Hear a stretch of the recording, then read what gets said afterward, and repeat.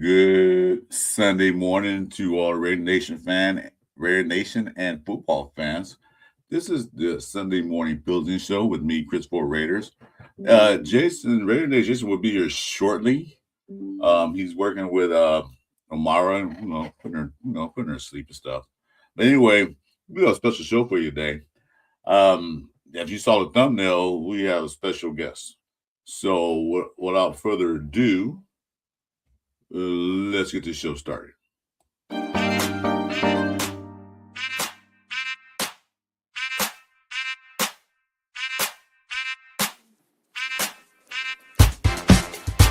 It's the Sunday morning Pillaging show. Chris4Raiders, Raider Nation, Jason, Pillaging just for Sundays. Me and Chris, we don't miss. Me and Chris don't miss. Me and Chris don't miss. When it comes to this Raider classic, we don't miss. Raider Nation, we don't miss.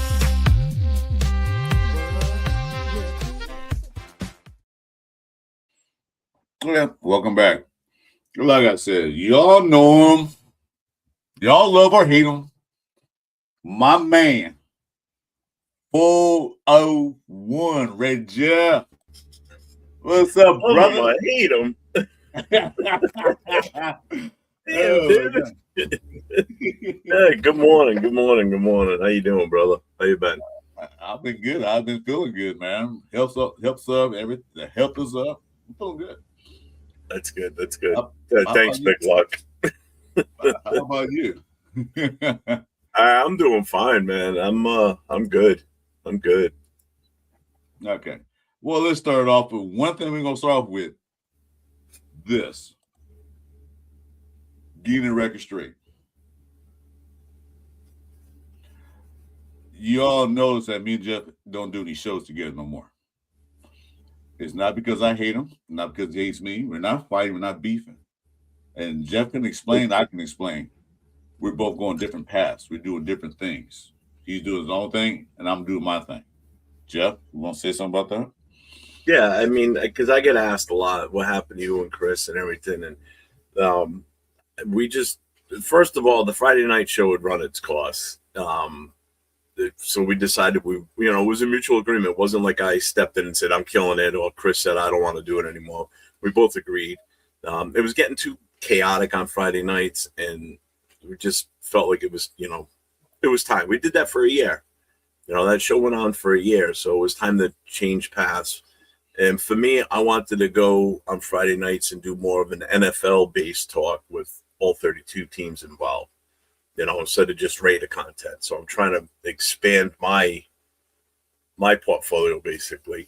And Chris wanted to do something a little bit different. He took a break for a little while also, too, on top of that. And, it was mutual. We both agreed. It wasn't like, I said, screw you, I don't want to do shows with you anymore, or Chris got mad at me or whatever. We just decided it was time to kill that show and trying to move on. I mean, the other shows were already going to go on hiatus anyway. Monday morning quarterback season was over. The Saturday night show, that was pretty much made to talk about the games on the, that are coming up the next day on Sunday, or talk about the game from the previous week. And, it was time for that show to end anyway. We were taking hiatuses on both of those. So at the same time, we both shifted gears. So we're good. Yeah. Just let you know. We still talk all the time, so it's not like we ignore each other. Chris talked to me the other day, and I gave him a bunch of tips on things to do to, help him out with his channel and everything too. So it's not like I bailed on him, so we're good. Well, like I said, the show I did with Jason, you guys saw it. I was having a mini show, didn't realize it. And I said, let me put this to rest for right now, because I don't know if it was the stress from this show or stress from everything else in life. I couldn't sit there and have a stroke in my shed and my wife know where I'm at. So I told Jeff, I said, Jeff, I'm done. I got to take a break. I got to go. And you saw the clip, me saying that. So like I said, it wasn't like I was mad at Jeff. I was just like, and then plus the season pissed me off too on top of that. but that wasn't the cause of the stroke, I don't think. But anyway, so just let you know, this is my man right here. What for him, I won't be here. He one got me. He set me up for YouTube. So why would I be mad at him? No reason. No reason at all. So I was gonna get that clear the air. We're not beefing. I'm sure Jeff will be on my show now and then. Maybe Jeff has brought me on the show now and then, but it's not like I hate you, man. Get off my air. No. Yeah, exactly. I'll get off your turf in your situation. Aha. Get off my turf. Remember that. Like that. Let's put it this way. I wasn't going to stream to my channel today at all. I was just going to let Chris and Jason, do it on their channel. But then I brought this up to Chris just before we started. I said, how about this? And this will hopefully help you guys out. I can stream to my channel. I'll stream it just in one platform, but I'm going to do it at members only with your links in there. So if anybody wants to watch it for free, they can go to your channel or Jason's. If they're a member of mine, obviously they can stay and they can watch it. But if they want to see what I've got to say and what you've got to say and Jason, and they're not a member, they're going to go to your channel. So I'm trying to help them out by boosting their stuff too. So, if I didn't like Chris, I wouldn't have even offered that. Although I like Jason more. Isn't like me, you wouldn't even be on the show right now. I like Jason more anyway, but that's okay. Yeah, I do too. I like Jason more than me. Oh, yeah, he should be shortly. So anybody that is in my channel watching, if you haven't already, make sure you get over to Chris's channel or Jason's. The link's in the description. Go over there and, show them the love, go hit them up, hit the sub, hit the notifications, give them a thumbs up on this show today. So I'd appreciate that. Yeah, I just want to make sure we clear the air because I was getting messages, why you and Jeff not doing shows together? I really don't want to talk about that now. But now we'll clear the air so when you guys watch it, understand this. That's my buddy over here. One for him, I wouldn't be here. He set me up. So we got that straightened out, clear the air. Any questions? Hit our comments, and we want some more to talk about. We can. But right now, any questions or comments, piss off. We're two old angry men. So two old grubby bastards. Okay, that's enough of that. Let me get to the chat. You know how we do. I'm sure you do, Detroit God. Let's get to the chats. Let's get to the chats.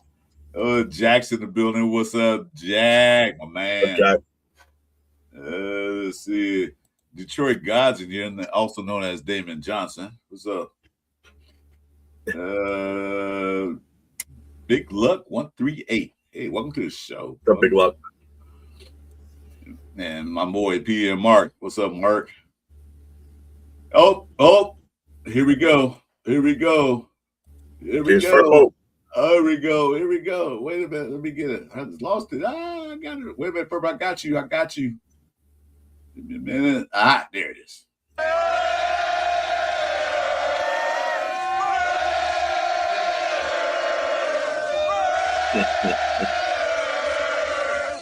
I got you, Purple. I think that everybody's got something different for that when people come in and scream, put the Raiders in the chat.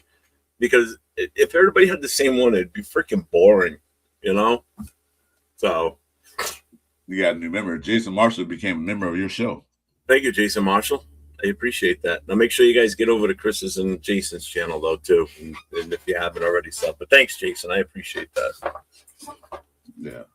So I wasn't doing this to gain memberships. I was doing this basically to help promote them and get their channel going a little more too, especially Chris's. Chris is right there, man. He's less than 100 away from that 500. So yeah, I'm getting there. Okay, all right. Well, I'll give it to the Detroit guy, but you got to spell the whole Raiders out. You can't just say Raiders. Come on, be better. I think our boy is ready to come in. Anyway, so that's it for the chat. Wait for Jason to pop in here, so we can start the show. Like I said, Jeff is our special guest. I thought of it last week. I said, you know what, Jeff went to. I think I told you I talked to you a week before the draft. I want you to come in. But this ain't what's right. Up, Jason? What the hell hat is that? That thing's bright, dude. Looks like a safety light. Okay, thank you. I know I can't see. What, are you working in the middle of a construction crew with that thing? Yeah. Stop. This is one of Chris's favorites right Are here. are you doing that community service thing for the what do they call it, the road services now? Yeah, the highway department. He's working. Yeah. He's working for. When I Oh. can. Oh well, I'm glad you finally made it. The baby just got up again too. Sure, blame on the baby. No, Oh, Hang on. You know what? I agree. I'm gonna go with what Damon just said in the chat. So there. So even though this is the hat I bought at the Hall of Dawn bought for me at the Hall of Fame, it's the draft hat. I will honor what he just said. So how's that? So there we go. All right. So, as I said, we cleared the air. We're good. Yeah. Then the next order of business is this. The reason why Jeff is here because he owes me a favor. No, that's not it. Anyway, here it is. Get a little guy. We're going to let you go ahead and talk your talk, show your clips, and run the show. Jeff, it's on you now. Oh, it's on me. You don't have questions or anything first? Or you're like what I thought, or you just want me to just go for it? You know me, I can fire it up. That's why that banner's there. 4-1 Jeff's 24-6 draft expensive thoughts. That way I'm not talking about. All right, Jeff. All right, well, basically, the question I'm gonna ask you: was this your first time you went to any type of NFL draft or any kind of draft? oh God, yeah. This was my first experience going to a draft. You know, at first we weren't talking about it, and then obviously once I knew we had the first pick, I was like, you know, this could be interesting. You know, there's so many different possibilities that could happen with that. You know, this was before the whole Fernando thing really took off. Mm-hmm. Yeah. But we had started thinking about it back at the end of December. And I looked at hotels then, and they were reasonable, but we weren't really set up yet to, you know, push the button and say, yeah, we're going to go.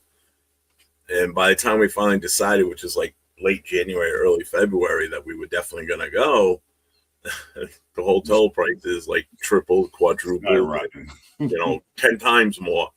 You know, some of the hotels right near the draft itself, like I'm talking like across the street, were like $1,600 a night for a room. And I'm like, yeah, forget that. So we had to stay like 30 minutes out of the city. We stayed by the airport, basically. It's always cheaper by the airport, I noticed. So we stayed over by the airport, which was like about a 30-minute ride in every time. But it wasn't that bad. It was worth it for what we saved in money there. But yeah, I mean, it's a long ass ride. It was a 12-hour ride out there. Should have only been about 10 hours. So I mean, the trip was an experience driving out there. Dawn drove pretty much the whole time. She wouldn't let me drive, even though I kept asking her, I'll drive. So, but it was an experience. It definitely was. If you ever get a chance to go to a draft, if it's close by or if you're planning on traveling, do it. If you've never been, do it. You know, the old way they used to do it when it was in New York City was a little bit different. It was a smaller atmosphere. You know, you were inside an auditorium, basically. It was either at Madison Square Garden or wherever else they did it. And it was a small thing. But now that they've made prime time and they've stretched it out those 3 days for like however many years they've been doing it, you're getting more and more people showing up. Like another record was broken this year, and you know, Dawn and I were part of that because we were there on Thursday night. We were part of that 306,000 people that were there. And I got a picture of it. I mean, it's the very last one, if you want to bring it up, just to show you. And this was Thursday night, just to show you how many people were actually in that stadium. It's the one that ends in 150, the JPEG. That one. That just goes to show you how many people were actually in that stadium. And this was still like an hour before the first pick was even ready to be announced. They hadn't really fully kicked it off yet.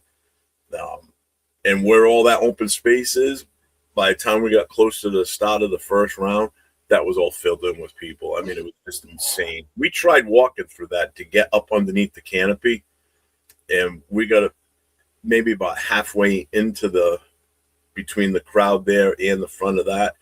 And I looked at her and I'm like, let's get back out of here. Let's go back to where we were. I'm not fighting this shit. No. So we stayed pretty much right where we're standing here, but up a little closer towards that draft sign because there was a big jumbotron right there, and that's where we stood for pretty much the whole first round was right there. All right, let me get this in. Anybody else want to say Raider chat, man? Come on, do it now.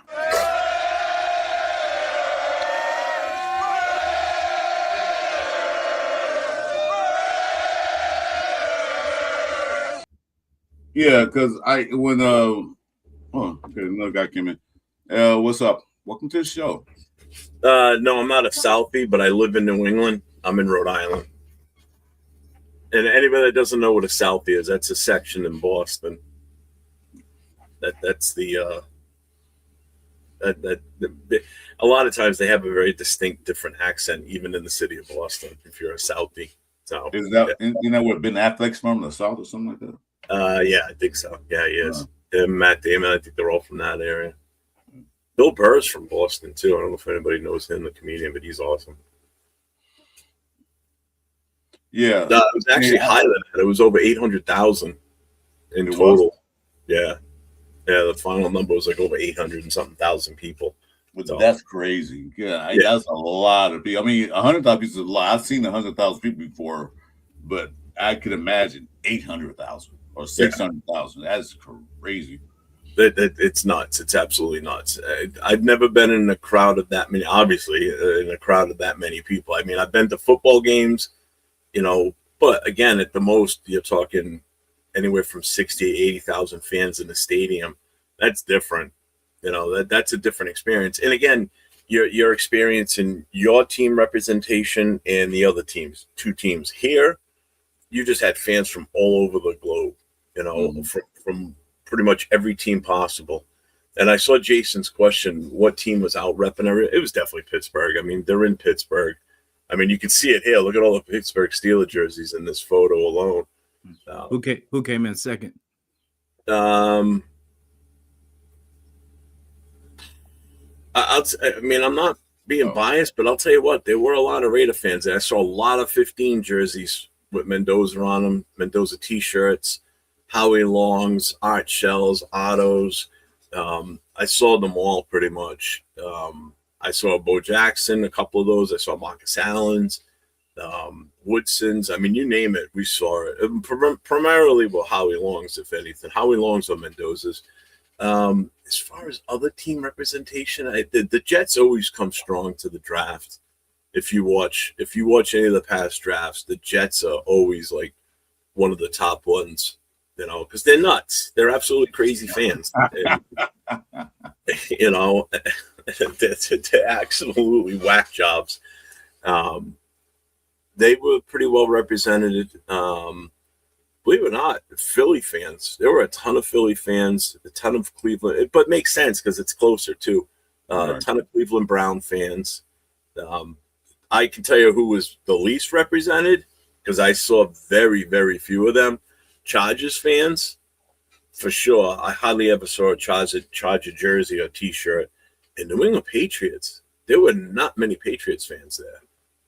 The most I saw at one time was on day 2 when we sat inside the stadium and watched the draft from in there. There were 3 guys sitting behind Dawn that were all Patriots fans. So that Patriot fans there weren't that many there. I'm trying to think of who else was there. There were a lot of Cardinal fans, Cowboy fans. Obviously, they're everywhere. They're pretty much like us. We travel well. They travel well. We travel well. So I will tell you this. I think if Mendoza was there on day 1, because I know a lot of people canceled their trip because he wasn't going to be there. Mm-hmm. If Mendoza would have been there, we would have without a doubt, would have been the second most represented team there. No problems. And that's my next question. So how did you feel once you got everything organized, the trip and all that stuff, come to find out Mendoza won't be there? How did you feel about that? It didn't faze me. That wasn't going to stop me from going. I you know what it is? It's not so much going there and seeing the players, because I mean you got to think about it. Your chance of getting inside that covering, you don't have that good of a chance unless you got there at 12 o'clock when they opened and you were able to finesse your way through the crowd and get up into the front. That's the only way you're getting inside that area. We didn't get there at 12 because I wasn't going to spend almost 12 hours standing up walking around all day. You know, it was 80 something degrees that day. I'm in all black. You know, I'm taking a beating from the sun. All the walking, it was just brutal. It didn't faze me. I went there for the experience. I didn't go there to see him or anybody else that got picked. You know, they're college kids. It's not like I was going there for like a Hall of Fame induction ceremony type of thing. If it's a couple of Raiders going in, that's a different thing. But this is the draft. I wanted to experience the whole being there in that moment when these kids get there. You know, they get their lives changed basically. You know, they're going from the college level to the pros, and hopefully, you know, everybody's goal is to go or finish up when their career's over after their 5 year. You know, after 5 years after, is to end up where I ended up Saturday at the Hall of Fame. That's where everybody wants to go. So you get to see these kids start their dream. You know, so that's the exciting part for me. And just being there amongst all these different fans and not just Raider fans, you know, getting to see what their customs are, get to see how they celebrate things. So I was kind of there for different reasons, you know, and that's what I liked about it. And that's where I had so much fun was I had so much fun interacting with other fans. It wasn't even funny. That was just the icing on the cake, you know. Another picture from me. We added to the stage. Yeah, there we go. There it is. So there's a 10-foot tall Severe. Yeah, he's tall, man. You got to know. We saw him base for last shot. It'll break my neck. And then 805 there, and then Chris. Yeah. So. Yeah. And this was Thursday night. This was night one. Paul had gotten there. 805 had gotten there on Wednesday, so I hooked up with him Wednesday night. He met us at the poker tournament we were at, and it was cool actually getting to talk to him in person rather than just be in his chat. To actually, you know, we were sitting there talking ball, you know, just having a great conversation, talking about everything in general, and you know, it was just cool to have that interaction with him. And then when the four of us were all together, you know, it was there at the draft itself. So they all came in, and they were all already been drinking for a while. So we didn't really get a chance to have that much conversation at that point because of just the excitement and everything going on at that point. But if anybody watched my live when our pick was made, you'll see their reactions. Specifically Paul's and Chris's. Chris started yelling out, "We got a dry bologna sandwich." That's what we got when they picked Mendoza. He goes, "All we got was a dry bologna sandwich." So, Well, we knew it was going to pick him. It Dawn's cooking.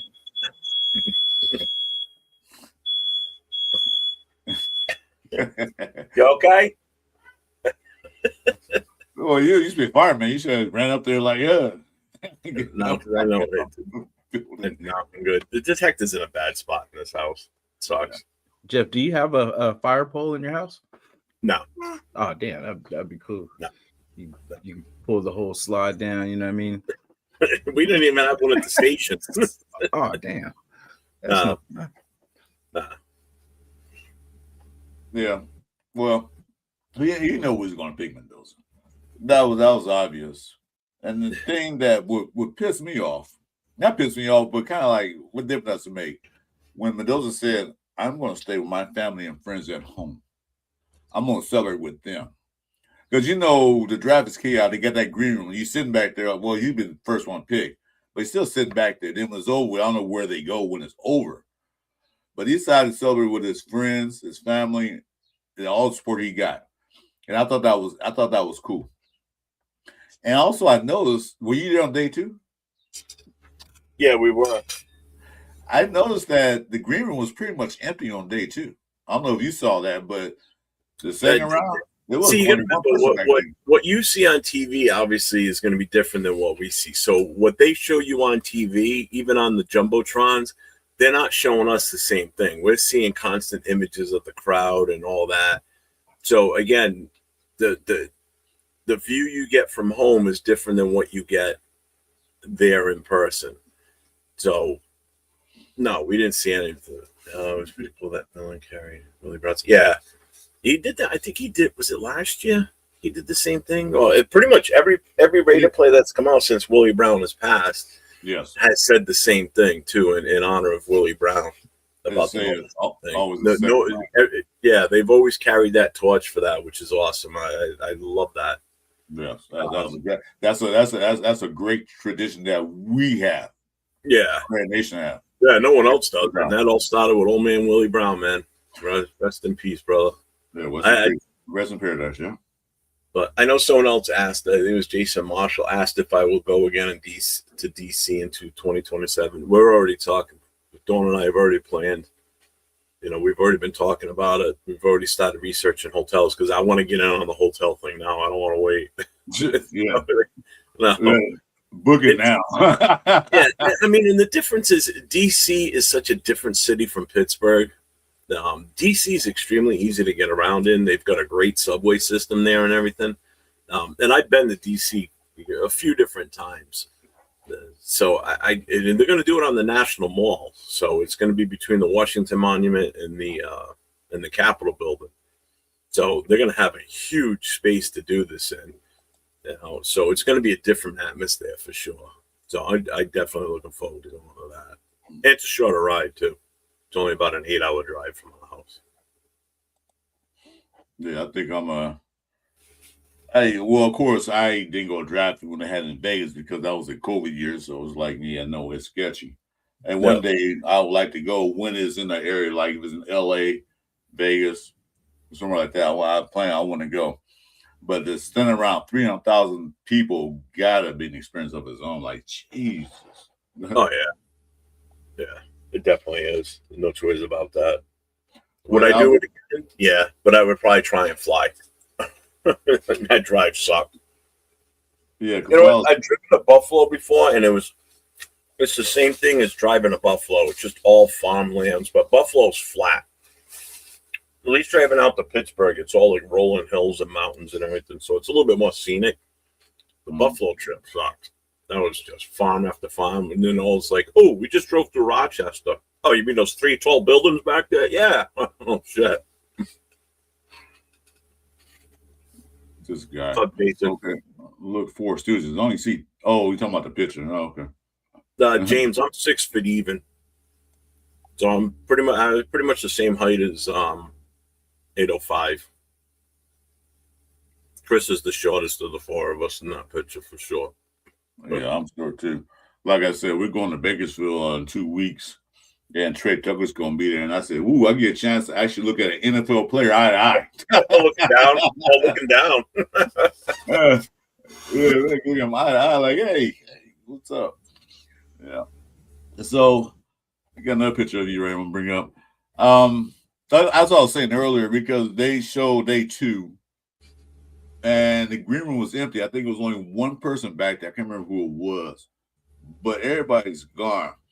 Because the way the draft seemed like it's going down, that a lot of players will want to stay home with their family and friends.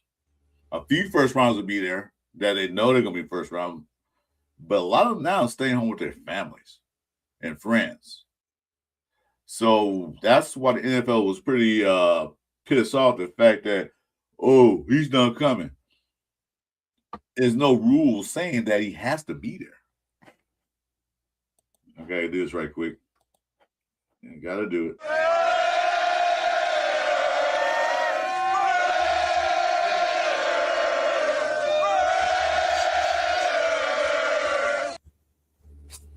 So I'm cool with that. What's your thoughts? Oh, yeah, now the boss said it was McDonald on day 2. That's who it was that was still there. It was McDonald, okay. So what's your thoughts on that? Players staying home from the draft, staying with their families?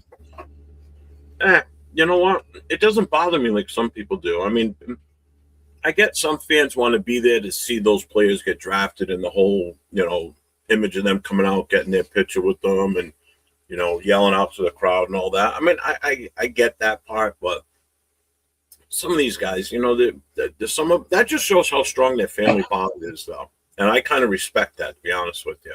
Mm-hmm. These aren't stuck up asshole players. Those are the kind of the more mature ones that want to stay home with their family. They want to be around loved ones. They want to be stuck in the back room with very select few people that can go in there with them in the first place. They'd rather be surrounded by all their family. especially if you've got a huge family and they've all been a major part of your career, wouldn't you rather celebrate with them than, a couple that you can take with you and then all the other idiots that are going to be there? Like, any fans that get upset because someone doesn't show up at the draft to get picked is crazy. Whatever. It is what it is. Well, plus, we all know that Mendoza's mom has MS. That would have been rougher to travel. And they in Miami, it's still on the East Coast, but travel, sit in that back room all those hours and days. So that's what he looked at. He said, no, I'm going to celebrate my mom and my dad and my family and friends, the people who supported me through my journey. I'm going to be with them. Because you go in the green room, it's like I said, a few select people and then everybody else, reporters and all that stuff. Yeah. He ready to be home. So I was cool with it. Yeah, like I said, I had no problem with that. It doesn't even bother me. Because it wasn't like you don't go on the stage and shake his hand. Yeah, exactly. It's not like all the Raider fans that were there could get in single file line and shake his hand and say, "Welcome to the team." Right. So I don't know why people got upset. Look at Tyree Wilson. He did the whole hug with Roger Goodell, and look how all that turned out. Yeah, he jinxed himself. He sure did. Frank Weber, welcome to the building, man. Hey, if it was me, I would want to be with my teammates. Yeah, I can see that. His teammates that they were there at his house. All his teammates from Indiana, most of them were there. Yeah, celebrating with him. Congratulating them, having a good time. So me too. I would say because Mendoza said on the live was really people don't really mention that much. I think you have, Jeff. Me and Jason have. When Mendoza said when the interview, he said, "I won the Heisman." No. We won the Heisman. We did. The whole team. He didn't say I won the Heisman. He said we. And that's the kind of player you want to build it. So when he said that, that means like family, friends, teammates are more important than anything else. Yep. Yeah, I agree. I agree with him wanting to be with his family and friends and his teammates, But not for nothing. You won the Heisman. The one time, just soak it up. You won it. You don't have to be so media trained and say, "Oh, it's a team award." No, it's not. It's an individual award. Your team award was winning the national championship. There you go. So celebrate that with them. Celebrate the Heisman on your own, man. Well, for his teammates, blocking for him. Don't be so stiff and it's a team effort and all that. Thank everybody. Obviously, thank everybody for helping you get to that. Thank your offensive line, thank your running backs because they did the majority of the work. Thank your wide receivers. Thank your tight ends, all that. Thank the coaches, but accept it as your own, man. It's a single person award. You had help along the way. I get it, but just take it for once. I don't think he was raised that way, but I see your point. Yeah, but it wasn't for your team. Of course, like you said, the good blocking, the running backs, receivers catching those balls, throwing at them. Yeah, you wouldn't have won it, but like you said. Anyway, I got another picture to show. Jeff, explain this one. Nice. Steeler mascot Troy. Oh, what a great dude he was. No, he came over to me, and he goes, "Hey," he goes, "Jeff, right?" I said, "Yeah." He goes, "Yeah." He watches my show all the time. I had no clue. Yeah, so he watched my Friday night show. He actually came in the chat this time, and I said to him, "If you watch it, why don't you get in the chat?" He goes, "Not my kind of thing." And then also on Friday night, he was in the chat. But him and I talked for a while, So wicked cool dude. So he dresses up like he wears the persona of Troy Polamalu. That's what I thought it was when he saw the picture. I said, "Hey, is that Troy?" That's Roy. That's Roy Polamalu. Roy. Yeah, like whoa, you got Troy. Good deal. Polamalu. But this was Wednesday night. The poker tournament was invite only, and it was just for super fans. It was the first one. The Philly Sports guy is the one that kind of started this one, with close work with Troy too. And it was all super fans. Like Captain Jack was there, Baron Raider, who ended up winning it. and it was all for charity. So the winner got 65% of the pot, whatever it was, and it went towards his charity, and his charity was decoding dyslexia in Iowa. So he ended up winning the pot. I don't know how much it was, but he won the whole thing. But Brian Fowler from All In Autumn Wind was playing in the poker tournament. Hollywood was there. Steampunk Raider was there. There were, but if you see any of these super fans, the majority of them that were there were, you've seen on TV before. So it was actually kind of cool to see them all. I mean, that's not my thing. People keep telling me, oh, you ought to dress up as a firefighter. I'm like, no, that's not me. What you see in that picture, that's what you get when I go to games or I go to events. I wear my black hole vest, my hat, whatever, and that's it. That's as dressed up as you're going to see me in any type of persona. That's me. I'm not into. I mean, I could easily do the fire thing, but no, I'm not doing it. Yeah, then you emulate that guy from the Jets. I forgot his name. The Jets fan. Blah, blah, blah. Oh my God. Fireman Mike. Yeah, Fireman Mike. Fireman Mike, yeah. Fireman Ed. No, Fireman Ed. Fireman Ed. The Ed? Okay, yeah, him. Yeah, you don't emulate it. You do your style, then that's the way it is. This is who I am. Yeah. What's up, baby? I got a little business. What's up? Welcome, man. Yeah. What's up, baby? That's because I got a plate of food here because Mama made me breakfast, huh? Hey. Yeah. You ain't getting none of it, though. Go. Don't give me those eyes. You're a brat. You're so cute, though. I love you. So, yeah. So, that was your first experience. You enjoyed it. Like I said, 300,000 people. Man, where were you at when you saw the draft? Were you far back, mid, or I know you wasn't. Well, that picture you saw of 805 in the guys, that's pretty much where we stood for the first round. Okay. So we were right there. We had the jumbotron right in front of us. So when we made the pick, I was live and I zoomed in on that jumbotron because we couldn't see the stage from there, and I had no desire to fight my way through that. We tried it once and I was done.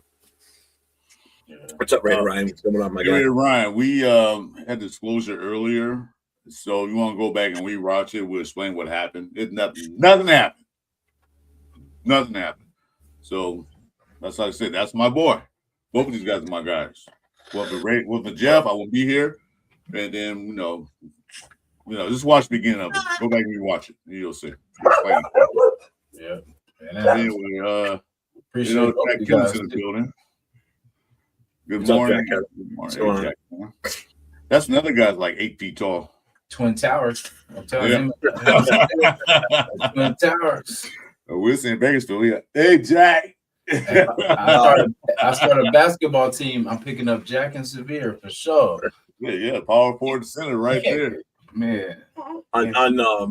So day one, that's where we were on Thursday. On Friday, we were at the top of I thought it was Mount Washington, but it was Duquesne Mountain or whatever it was called, overlooking. I just put the picture in now if you want to pull it up. Which one's that? You just put it in? Okay. I just put it in that far away shot. There That's from the top of that mountain looking down on the draft itself. This was Friday morning. So we also wanted to do some sightseeing while we were out there. So we took this cable car that goes up the side of the mountain. Once we get up to the top, they have an observation deck, and that's what this is. I took a picture of looking down on it. So this was like about maybe 2:00 on Thursday afternoon. I mean, you can see how empty the parking lot is. There's not a lot of people there yet. And then we went across the street to a pub. We went and had lunch there. And then when we came back out and I looked at the parking lot again, I took another picture. I'm like, holy shit, dude, that whole parking lot was crowded already. But luckily, I got a text from 805. He said, hey, we're inside the stadium, section 131. We're going to sit down. And I'm like, oh, sounds good to me. So we took the ferry over, and then we went inside the stadium and we sat down for day two. Oh, yeah, by the way, that picture on a thumbnail, where were you and your wife standing? And by the way, that's the just beautiful wife, Dawn, in that picture on the thumbnail. Where were you guys standing at? We were pretty much, if you see right smack dab in the middle, like there's a parking garage and then go straight down to the parking lot. We pretty much were right there standing in front of the archway because I wanted to get the dome, that half dome in the picture. We were pretty much standing right there, right out in the open. It was early enough on Thursday before a shit ton of people started flowing in.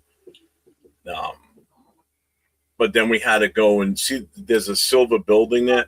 We had to go on the other side of that building because there was no shade whatsoever out in the open. And it was hot as hell. And I had to sit down. So I found a spot with a shade with a big fence behind me. And I just dropped my ass right there for like a good 45 minutes to an hour. And we just sat there. She went and got food so we could eat. And usually a guy my size, you're going to have a plan on how you're going to get your ass up off the ground. I didn't even give a shit. I just bent down, put my hand on the ground, and just sat down. I'm like, I can't stand anymore. My back hurts. I'm dying. It's so goddamn hot out here. So we just sat there for a while. I was like, it's too goddamn hot. Jack Kenner, what question are you asking? What was the event? I came like, I'm not gonna answer that. I'm sorry. Hey, Jeff, I have a two-part question. Sure. At any point before you walked in, did you pray that Mendoza wasn't the pig? And second question, how do you feel now that it's all pretty much happened? And are you a little bit better about it, or are you still kind of feeling the same way? No, I'm fine with it now. In the moment, yeah, when I was still, let's put it this way: when it was getting close to our pick, and we had like maybe 5 minutes left on the clock, and I'm standing with the guys, and I could hear Paul every now and then going, "We've got 5 minutes to make the trade. We got 5 minutes to make the trade," right? And Chris was saying the same shit. It was kind of funny. But I mean, once we all knew he was getting picked, there was no way we were going to trade out of that. I mean, we still had hope that we would have, but it is what it is. I trust me, I'm fine with it. You know, he's here now. I got to support him. I want to see him succeed, and I keep saying this over and over again, but I guess people don't believe me. But I want him to succeed because if he fails, we fail. The team fails. You know, the organization fails because now we whiffed on another pick. So I don't want to see this kid come in and be the next Jamarcus Russell and suck at his job so bad that he's out of the league in 3 years. I don't want to see that. You know, I've been a fan since 1974, 75 in that area. I've waited a long time. I've waited since 1983 to see us win a Super Bowl. Chris, the same. We've been waiting a long time. Mm-hmm. You know, I don't have, who knows how many years I got left. I want to see one before I shuffle off this earth. You know, I want to see another one. I want to be able to enjoy it as an adult. That's the thing. Last time we won, I was 13, 14 years old. You know, I want to enjoy a Super Bowl as an adult. You know, we thought we were going to back in 2000, 2002, 2000, whatever the years just blend together for me now. Yeah, exactly. You know, I thought we were going to experience that then as an adult from the first time in my life, but no. You know, and I thought we were going to go to a few more after that season. But that all went to shit. You know, so it's like I'm done waiting myself, but I'm also patient in knowing that it's going to take time for this new staff and regime to get this team back on the right track. You know, I'm not of the mindset that, hey, we're going to win a Super Bowl this year or we're going to the playoffs. I am not expecting any of that. In my opinion right now, as we're looking at this team in this very moment, as we're sitting here doing this show right now, we are still a 3-14 team. And you can't tell me any different. We're a 3-14 team. We are still the same team from last year to now until it's proven me different on the field. And until I see the product that they produce on the field with what they brought in, then I will be on board that, okay, we're making progress now. As of right now, no matter who we brought in for players and coaches, we're still that same team. Yeah. And you can't, I will argue with that until the day that they show me something different on the field. So, Yeah. Jeff, Severe have finally seen the light. Fernando was inevitable.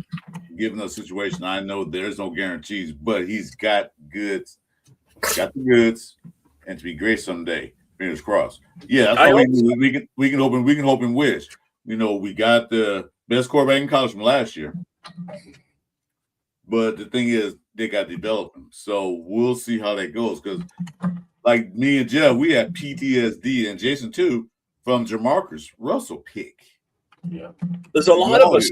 There's a lot in the chat that lived that too. I mean, you know, this still strikes fear in fans that this could still happen again. Of course it could. We have no idea what everybody sits there and said he's the same, he's this, he's that. We still have no idea what he's going to be like at the pro level. So stop that. Stop setting the expectations so high, because when he fails, you're all going to be crushed. That's what I'm getting at. If he fails, then everybody's going to be so pissed off. It's like you can't sit here and say, hey, we're going to the playoffs this year, or we're going to make the Super Bowl. You're setting the expectations so high that when we don't make it, you're going to be pissed. The coach they're going to want to fire the coach. This guy sucks on this team. That guy's horrible. Why did we do this? Why did we do that? Just enjoy the ride this year. Just watch the games. Enjoy the games for what they are. It's a football game. And whatever the outcome is the outcome. Don't get pissed if we lose, if we get blown out. It doesn't matter. If the effort is there, unlike last year, there was zero effort. It was none. There was 1 or 2 games where they showed effort. And then there were games where they showed nothing, you know? Yeah, the thing is, I tell people like me and Jason talk about that Tuesday night. I'm sure you talked about it on your shows. This is not a 12-5 team, 11-6 team. This, like you said, Jeff, good point. This is still that 3-14 team from last year. We haven't proved that yet. Really. But enjoy the hype, enjoy the picks, enjoy what the Tech and them guys are doing now. But the main thing we got to see what's on the field. Is it better than what was last year? You know, I was saying like 6 wins. Okay, we did better than last year. I'm good with that. I'm pretty sure Mahomes had a great first year, but everybody else, you know, Brady's actually wasn't that bad either. He kind of kept it going, but Peyton had a rough first season, yes. But you know, Mahomes had a record-breaking first season. Yeah, they won 1 game that season, wasn't it? 2 games? 3. Peyton Manning won 3 games. Won 3? I think 3 games. Against lower opponents, you know, against the worst team. They won the games against the worst teams in the league, like we did last year.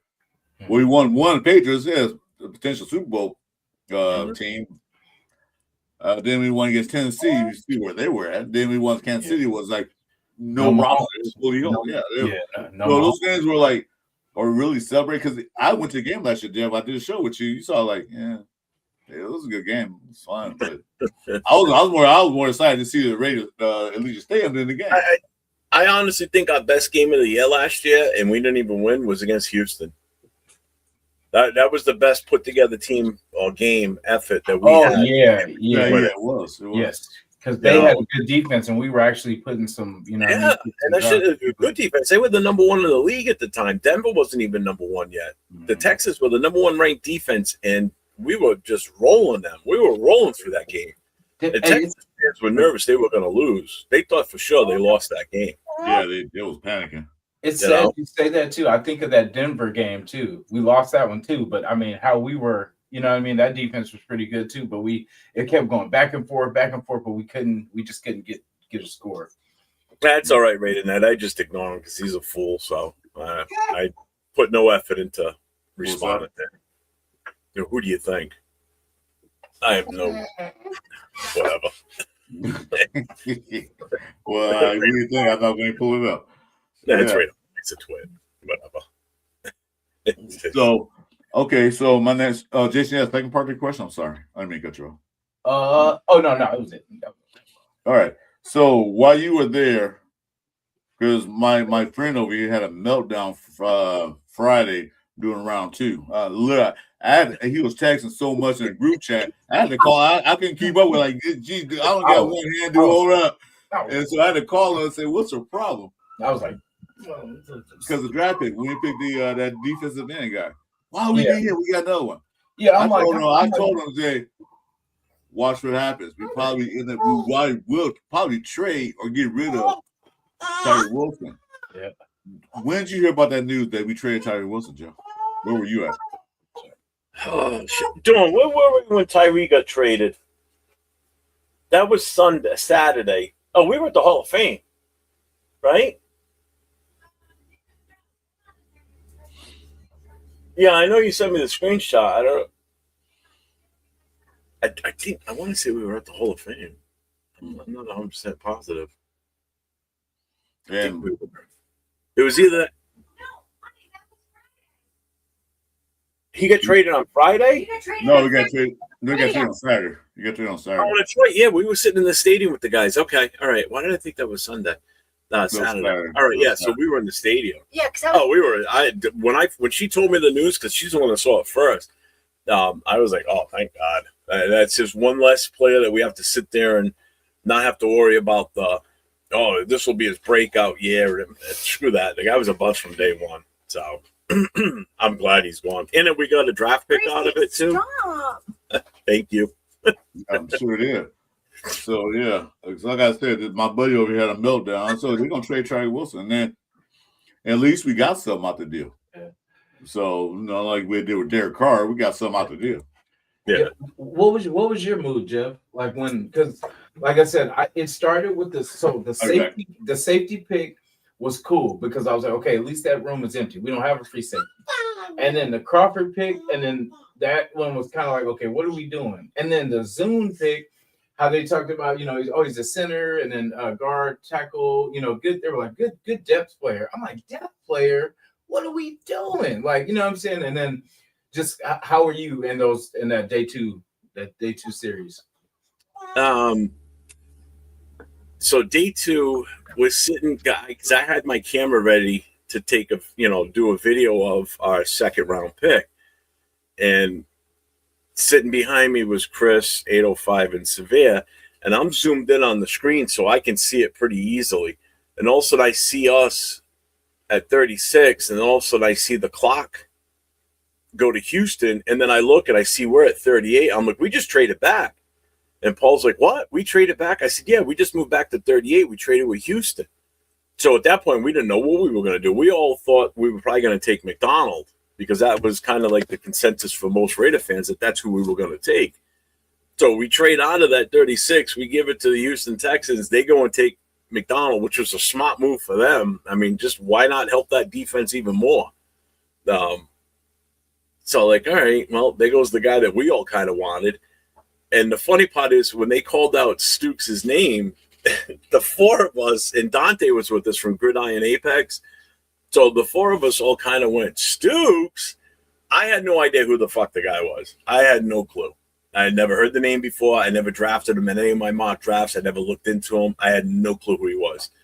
They kind of had an idea, but they weren't expecting us to take Stukes.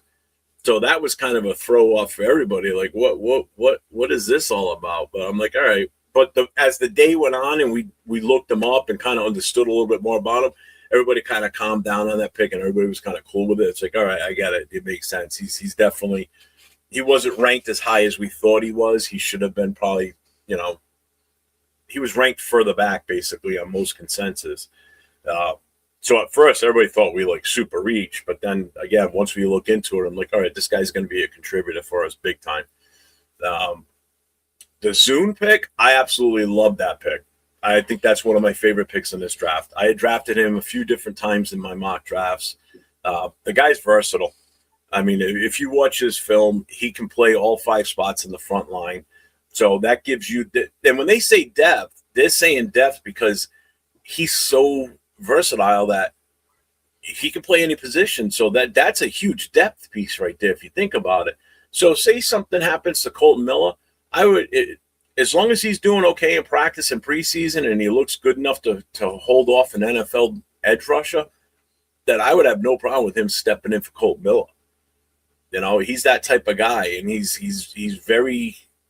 got that aggressiveness to him. Like you want in an offensive lineman, but that quiet aggressiveness. He doesn't come off as a complete dick, but he's got that kind of killer instinct in an offensive lineman, which you want. You want that nastiness, but not too far nasty where you get penalties like JPJ can do sometimes. But But I absolutely love that pick. 100%. I mean, if they groom him to be the next left tackle and Colt Miller's time is done, or he gets injured this season, because it's inevitable. It seems to happen almost every year for him that, he has some sort of something that takes him out for a couple of games. The Crawford pick, I kind of get that one too, because I think this regime just didn't want to deal with Tyree because they saw it through all his game film, and his lackadaisical approach at practices, it just, and that's the other thing Silver and Fact said. If you watch that video from that game against Miami, he by himself out on an island held off both of those guys. They didn't do shit in that game. That just goes to show you. And then you were talking they were what? Top 10, top 15 between the two of them in this draft. I forget where Messidor went. I think he went to the Chiefs, right? No, yeah, he went. I think he went in the second round. Messidor went in the second round. I thought he went in the first. I know Bain went in the first. Did he go in the first? Because Chiefs took that cornerback from LSU. Yeah, they took straight up for him. Mansour. I think he went early in second. Messidor was up there as one of those, highly regarded coming out of this draft. So he did. Yeah, they were both in. I thought they were both in the first. They were both first round drafted. There he is. We're getting him in the third round, fourth round. I forgot exactly what round he came in. But yeah, getting back to Crawford, I don't mind that pick at all.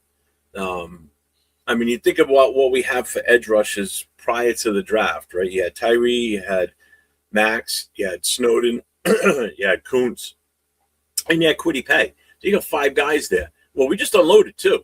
We traded away Tyree Wilson at the draft, and we just cut Snowden yesterday. Yeah. So now we're down to Kwity Paye, Max, Kuntz, and Crawford right now. We're down to 4. Yeah, we're down to 4. And that's really all you need on edge, because you need your 2 main starters, and you got 2 guys for rotational to give everybody a break. So they weren't going to keep that many edge rushes anyway. So I think Tyree was expendable before the draft even happened. I'm guaranteed they were shopping him way before this. Yeah, because you said, Tyree, you have 3 years to develop, to work on moves. You didn't do anything to improve yourself. You used one move, bull rush. You wasn't good enough to be a defensive tackle, but then you're just too slow to be an edge. Yeah. So, like I said, as soon as they picked that pick, I'm like, okay. You're right, because now that I remember that, because I remember making the comment like, great, him and Mac played opposite ends. That's going to be fun. Messidor went to the Chargers. Oh, you did? Okay.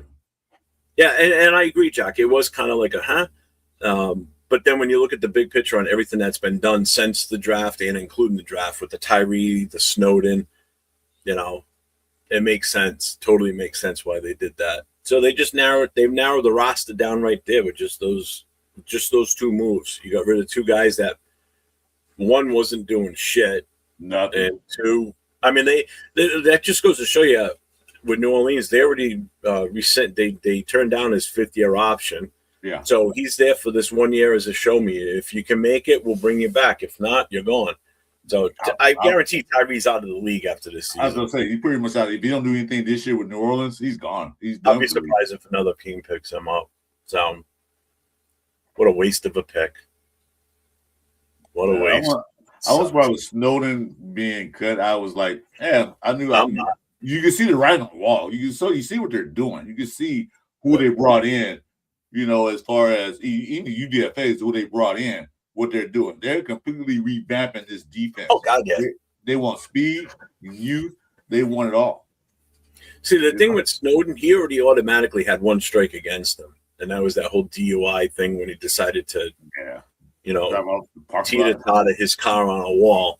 So that made that even easier, because he's already got 1 issue where this has happened. So, it wasn't necessarily a problem in the locker room probably, but it's more of like off-field issues, and we're trying to clean that shit up.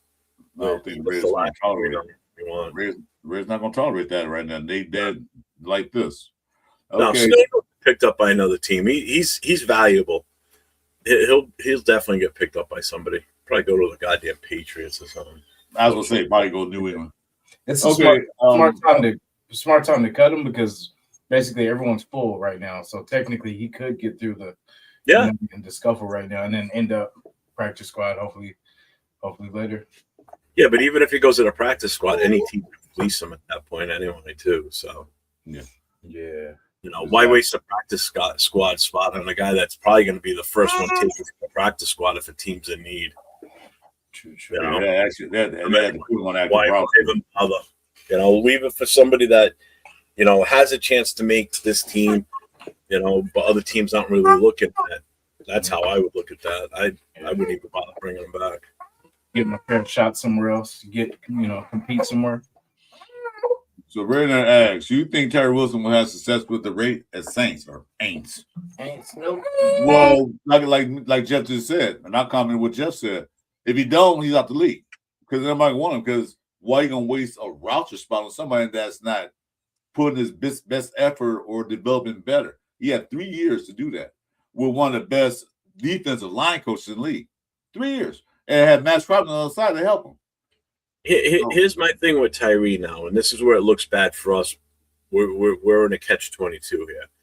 So if he washes out after this season and the Saints cut him and they don't want to keep him, then that looks bad for the Raiders because we wasted a number 7 overall draft pick on him a few years ago. Okay, when we could have done some definite. I mean, Jesus Christ, we could have had Jalen Carter. Okay, Yeah. so we fail there.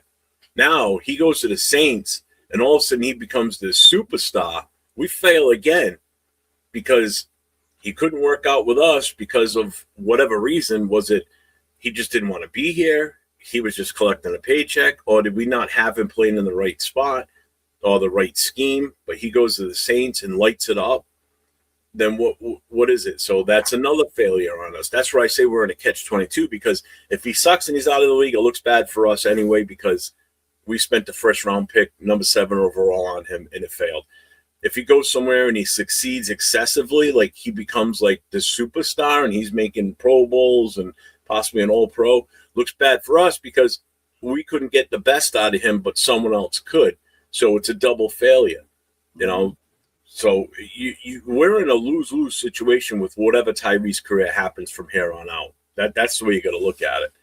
We don't win on this other than the draft. We have to hope that what we got from him for that draft pick turns into be an absolute monster superstar. Because if that player doesn't, then the whole Tyree thing was a waste of time, waste of energy on coach's part, waste of money for his salary, all that. So that's how we're in a lose-lose situation for the most part. Well, we were known for that, getting these guys.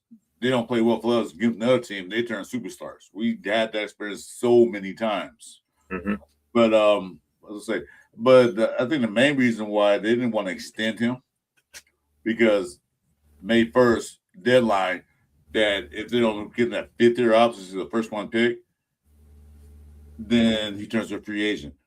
But what Raiders did, I thought was smart. Like, you know what? We're not going to lose out on this. We're going to get something out of you.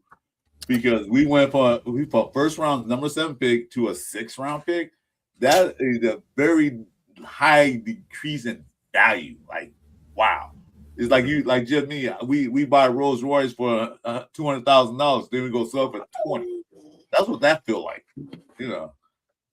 So, good luck to him. If he succeed, then we did right. If he don't, oh well, we were right.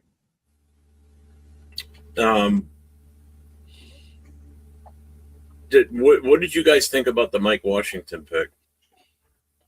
Loved it.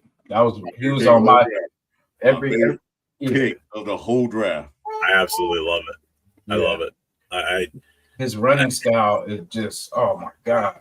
He runs different than Genty for sure. He's a different style. I've already gone on to say this, that I think he could end up stealing carries from Genty, believe it or not. I've seen some having the same take. Obviously, Jason's on the same page. I'm telling you, I think there's a legit chance that Genty's numbers could decrease this year because we're talking 2 different style running backs here.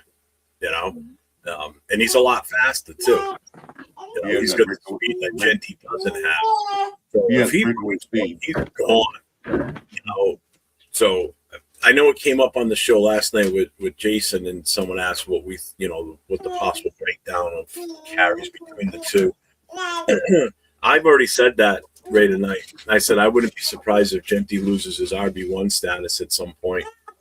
I believe that. I mean, I could be wrong, but I believe that's definitely. It's going to be definitely a two-man committee with the third kicking in. I think Hemby makes the team too.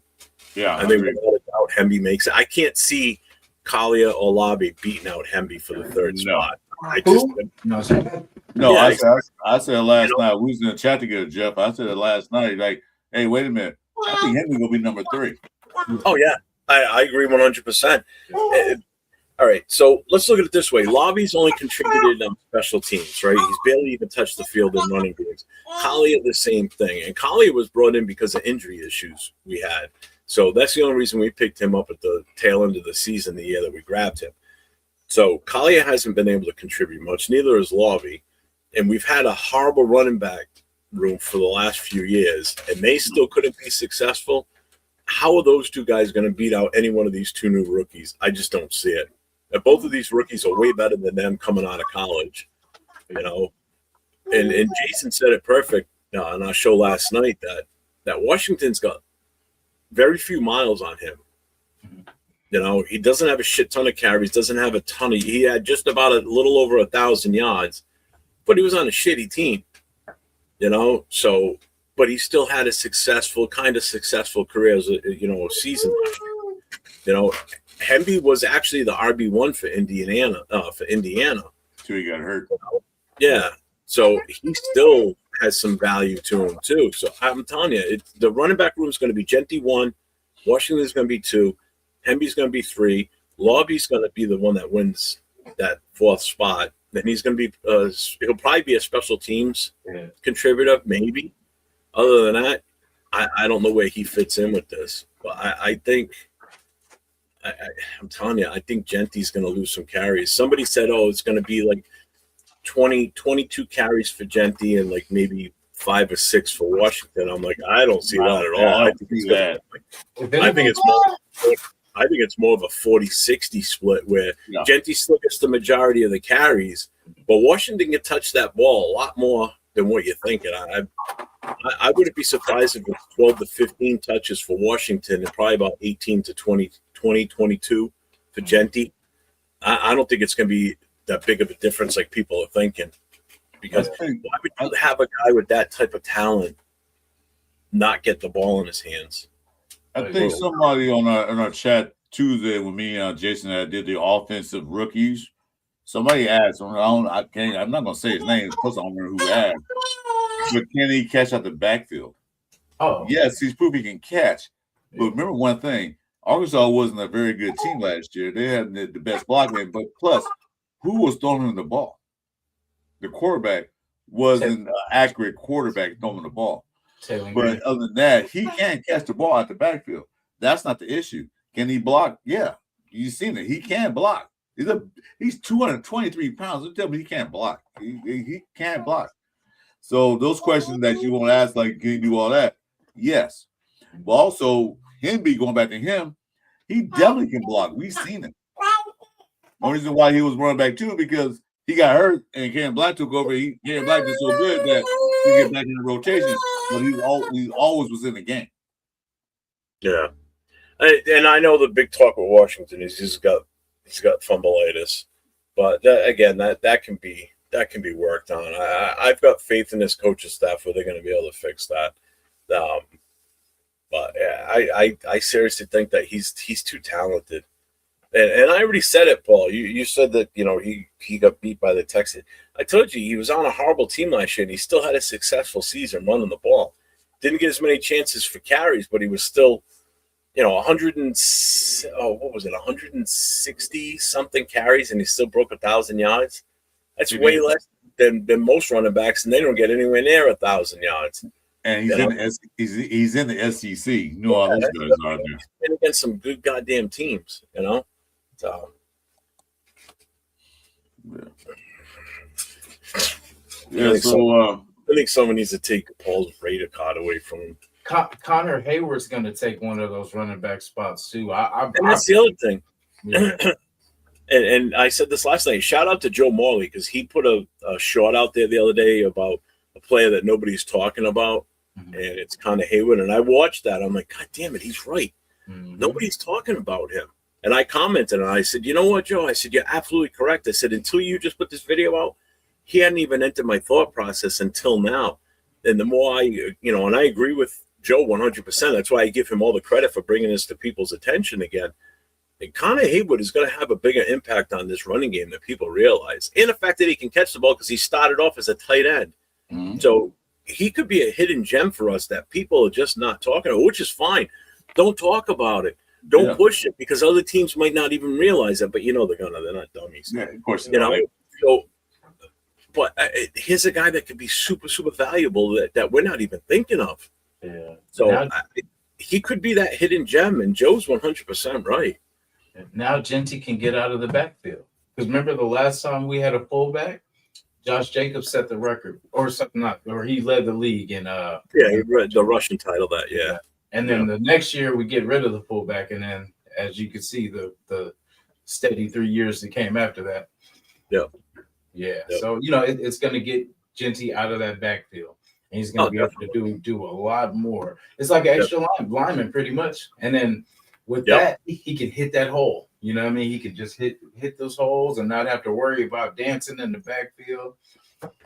He could easily be the unsung hero for this offense if it's laid out right. Yeah. Yeah. I'm still not thinking we're making the playoffs, but I'm not even putting a number on wins and losses this year. I'm not doing it. I'm with you on that, Jeff. What's the number? I'm going 3 wins.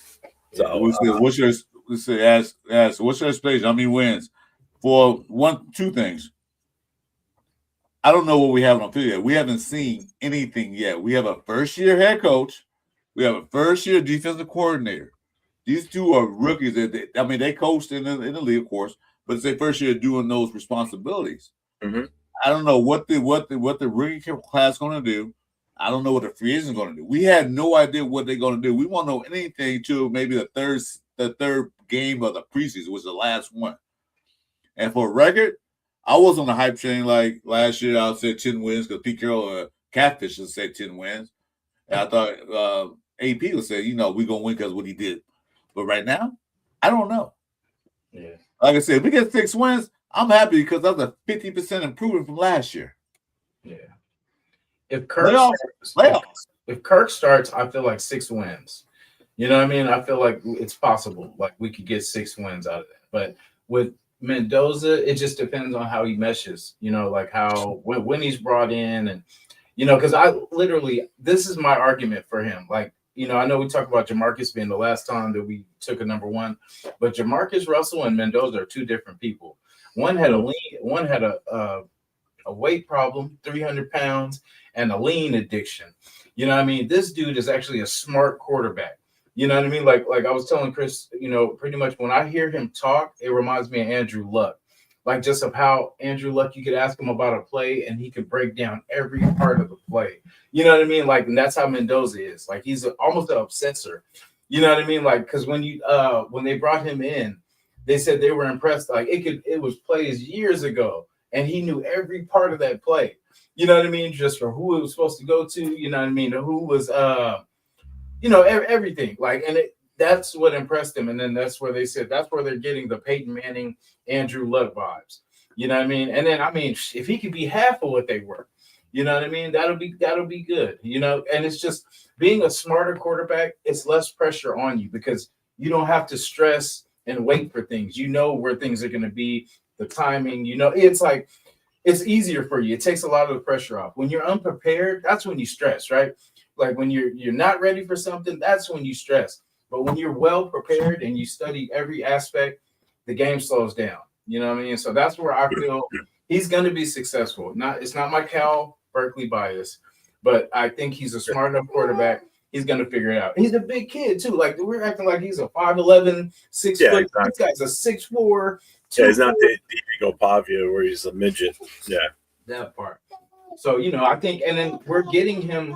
Everything's kind of happening on time. You know what I mean? It's all coming together on time because our running back room is going to be better. So that'll hope take a lot of pressure off him too, which we couldn't do last year or the year before that. We couldn't run the ball. So this year, he's not going to have to throw 40, 30 times a game. We hope not. But if he does, he's going to make the right play. If he's half of what Andrew Luck was, then that because Andrew Luck, I think, in all honesty, out of the last since the day he was drafted, I still think he's probably the best quarterback to come out of college. Even better than Burrow and all these other guys. Andrew Luck was a different beast, man. And it's a shame that what happened to him with the injury, because I think that kid, he was amazing. He really was. I thought he was destined for stardom 100%, almost right from the get-go.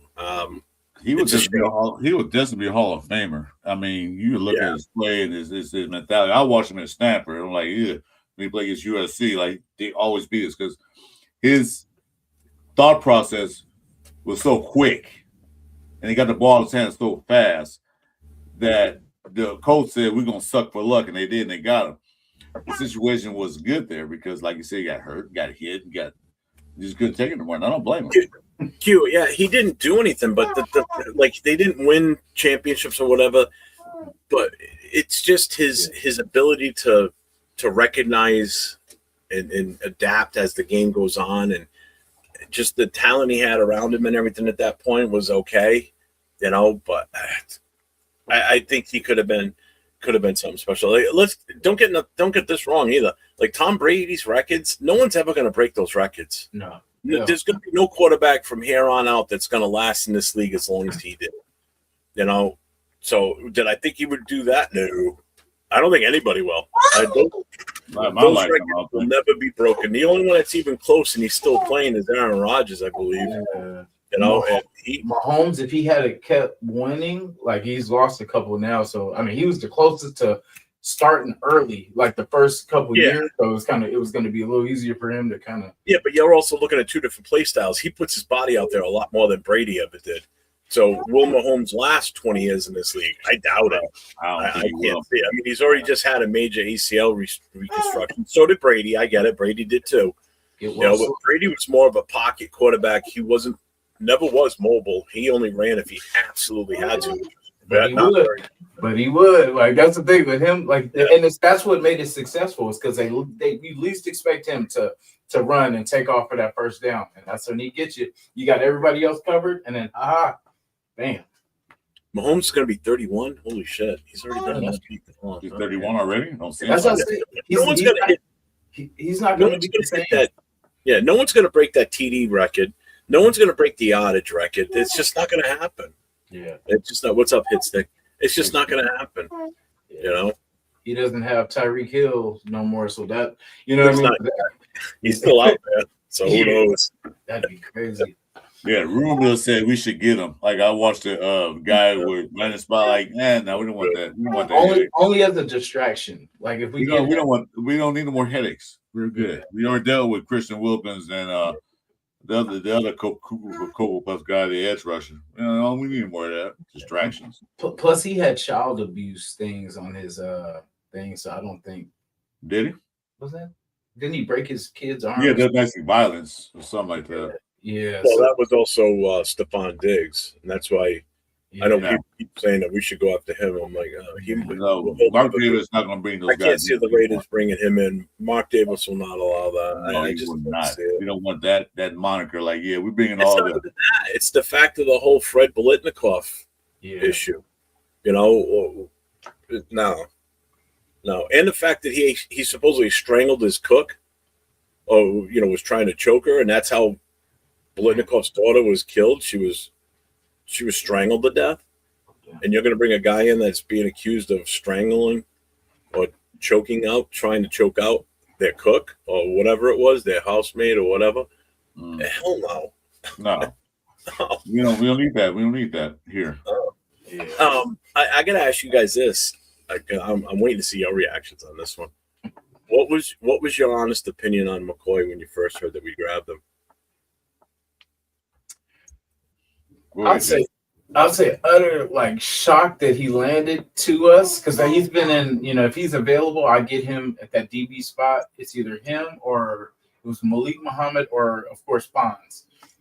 Then when we got him, because I heard the story or whatever, and it was like, damn, that's crazy, and only us would take a chance like that, and but that's the thing, but everyone was pretty much like, that's why like after the draft, everyone always gives their opinion on pretty much the player, and then automatically they were like, oh my god, the Raiders just might have got the steal of the draft right here, and then I was like, oh damn, you know what I mean, because the other guy on the other side got drafted, so he was off the board, and then they were like, yeah, what's his name? He could slide, he could end up at UDFA and all this, and then we pick him up, and then that's when you hear all the stuff like this could be the number one corner in the league. They were saying that he was even better than the one the Chiefs got. You know what I mean? So like really, they said if it wasn't for the injury, he would be that top DB. So all the good started coming out. And then there was the risk factor. And I'm like, damn, it would just have to be some kind of just do or die with us. Yeah. And it's like, because I'm like, damn, I want the kid to have a good career, even though he's, with us, I would just want the kid to be all right.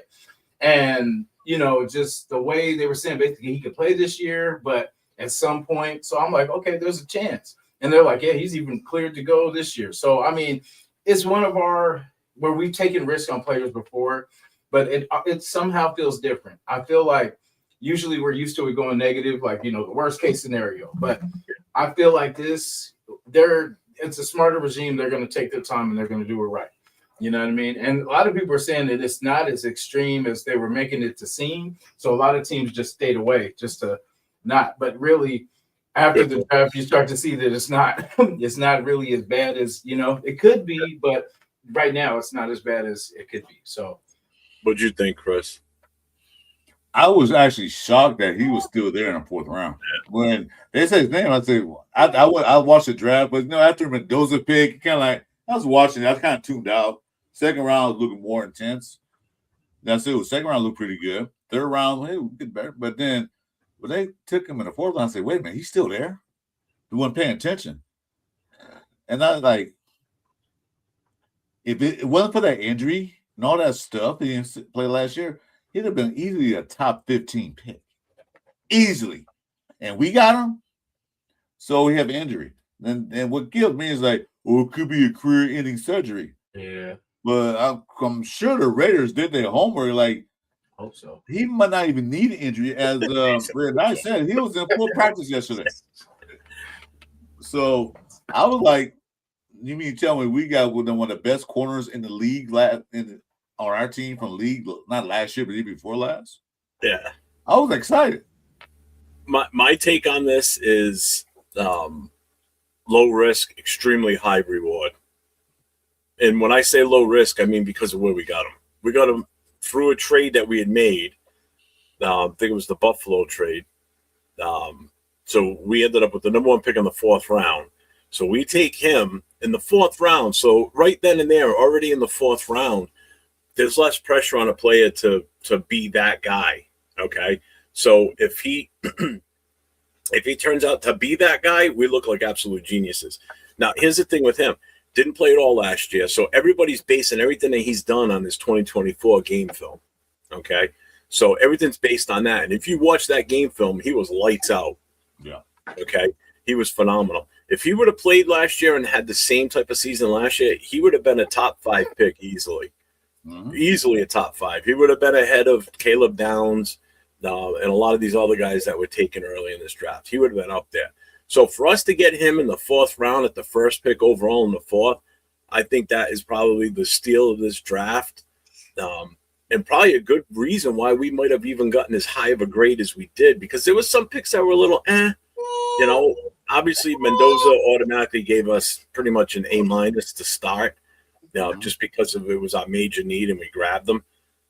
But to get him in the fourth round, man, that's ridiculous. And I love it. he's young. He's only 20 years old. That's the other thing. He's only got 20 years. Didn't play at all last year, so his body has no wear and tear on from that. He was just recovering from the injury. Okay, so his biggest wear and tear on him last year was rehabbing.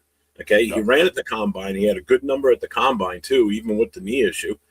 Supposedly, it's something that can be addressed now, where he can get the surgery and then he'll be good. I would rather him if the surgery looks like it's going to be extremely successful, if they pull this off, like the odds are great, then I would suggest probably getting it now, and that'll set him up. Because if he doesn't and something goes wrong, that could end his career. Right. But that's still part of that low risk. We only used the 4th rounder on him. So if it doesn't work out, it's obviously it was an injury issue. It wasn't because of character issues or we drafted him too high or anything like that. 4th rounders don't usually contribute to your team other than in spot play here and there. You want them to be rotational and shit, but this is a kid that's got the opportunity to be a starter. Yeah. To have an immediate impact. Our secondary is already looking better on paper. Right. But again, I'm still in that same mindset of let's see what they look like on the field against pure NFL competition. I was gonna say too, but they brought in guys too in the draft too, so we drafted basically 3 D backs in the draft. That's what I was about to say. Like, basically, they're not going to say it, but Hezekiah Massis was pretty much like a backup, just in case it doesn't work out. You know what I mean? And I like that pick too. Yeah, I was gonna say he's going to compete. That was a good pick. I thought that was another late round pick. I like, why is this guy dropping down? But everybody was all hoping that we were going to get a defensive tackle, that zero nose tech, and me especially, because I was a big pusher for that one too. But then when you sit back and you look at it now, the coaching staff and the GM's crew, and the scouts, they realized that we had a bad secondary last year. It was atrocious. Okay, and we had a bad set of linebackers, so they addressed that in free agency. Then they seriously addressed the secondary in the draft. I mean, they're bringing in guys that are gonna. There's gonna be some guys that were starters last year that are gonna be lucky to even make the team. To be honest with you, I think there's gonna be some guys that are not gonna be on the roster that were starters last year. And it's the fact that there was no competition. We were just throwing any warm body out there for the most part because we just had such a shitty talent team. This year could be different big time because with these guys we drafted, these are guys that are going to have an impact immediately. Oh, they're going to push these guys. They're going to push these guys immediately as soon as they get out there. Like, you know what? If you're not going to do it, I'll do it. Yep, there will be starters on last year's roster that will be fighting by their fingertips to hang on to this roster and be part of the 53. There's going to be a lot of odd men out here. I'm telling you, this is going to be all like a whole new team. With all the free agents we brought in and all these draft picks, man, I'm excited, to be honest with you. I'm excited to see who makes the team and who doesn't and who starts. I can think of one right now. It's probably on the way out the door now. So that's DCAM. He's probably on the way out. And he spent most of the year last year injured too. Yeah, I think, but we don't know. We'll see how it goes. So that pick was great. But like you said, the 4th round picks usually are rotational pieces or camp bodies. But him in the 4th round, just like I said, if it doesn't work out, it's like we pick Arnett. We did him the 1st round. We come in there on a waste of time, wasted pick. Yeah. So we're good. We just didn't do enough character investigation on some players back then. No, he was a Gruden grinder. Really. Yeah, a Gruden grinder. Oh no! I remember what he said about Arnett. Basically, it was Jeff Okudah that was on the other side, and then basically he was like, "Yeah, but what's his name was getting all the attention, so he was, seeing all the throws and stuff like that because they weren't throwing to the other side." Right. I think it was Jeff Okudah. Well, wouldn't that be the same thing that happened to Namdi? But Namdi was here, people didn't throw to him because he was that good. So the other corner got all the fucking work. Stanford Route was getting action. Yeah, I was saying it was Greedy last year. They went to a side. They throw it in.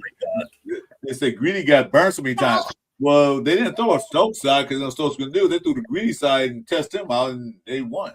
They just won. They got an A plus for that because he got burned so many times. I think, in all honesty, I think Porter stays because he was our pick last year, and that's a spy tech guy. I think anybody that wasn't here or that's not a pick from spy tech's regime is going to be in danger, because it happens every year on all these teams when a new guy comes in. If there's any holdovers from the old regime that just they don't feel as well working out, they're going to get rid of them. And I think Porter stays, but I think some of the other guys are going to be gone. Yeah, Kaibu Kelly's gone already anyway, so bye-bye. This is not my guy. I didn't hire you, so I can get rid of you. So bye. I mean, they addressed our major needs. That's how I look at it, And that also tells me that, now that they're moving Laki Tassi to defense at nose tackle, I think when it comes to that zero technique, I think that they feel as though he can fill that spot. And in all honesty, that's an easy spot for him to learn, being so new to the sport, because it's basically just treat it like a rugby scrum. You take on as many blockers as you can. You plug up as many holes. You just be that disruptor in the middle. You're big, you're mean, you're strong. Just go beat up the guy in front of you. Just don't get a penalty. That's what I talked about Friday night. Me and Jack and that man. We said Laki go back defensive nose guard or line where he should have been last year. Yeah, because there's no really scheme set. All you got to do, the ball set height, just go for it. Get him. That's it. There's no run this way, run that way, no counter. Height, boom, go. He's big, strong, and he's fast. 370 is crazy, bro. 370. And this whole time we were asking for 340 from McDonald, what I'm saying, like all this, and then we had it the whole time. Yeah, there you go, Jack. See man, destroy man. And that's it. That's the mentality he has. That's what a nose tackle does. Plain and simple. The only one that I've seen in a long time that does even more is like Dexter Lawrence. I mean, the guy's got 30 plus sacks already as a nose tackle. That's a crazy stat for a nose tackle. That shows you how dominating he is in the middle.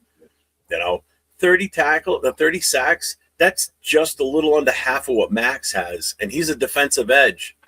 He's an edge rusher, and he's got almost half of what Max has already. And you're a nose tackle? That's crazy. That's fucking crazy numbers.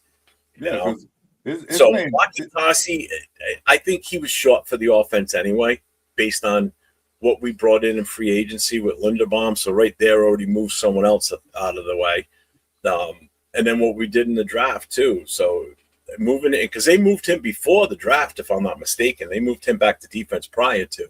So they had a plan. They definitely had a plan. So by doing that already showed that they probably weren't going to take it. We just never looked into it enough. We never read into it. That's why we weren't taking a DT. That's why I said, you know what, we don't need McDonald because we do have a couple of nose tackles. We got guys that can play that position. So why are we gonna waste a draft on that? You got a guy that's bigger and stronger than McDonald. Like Jason just said, you got a guy that's bigger and stronger than McDonald. Yeah. Young room. Young, too. Yeah. Lalu, Pegues, Tonka. You know what I mean? Guys that we. And there's a name you haven't even mentioned yet, Butler. Butler's still there. All about Butler too. I mean, 805 would be ashamed of you right now because you didn't say Butler. Yeah. That's his guy. 805, if he was, he'll say something.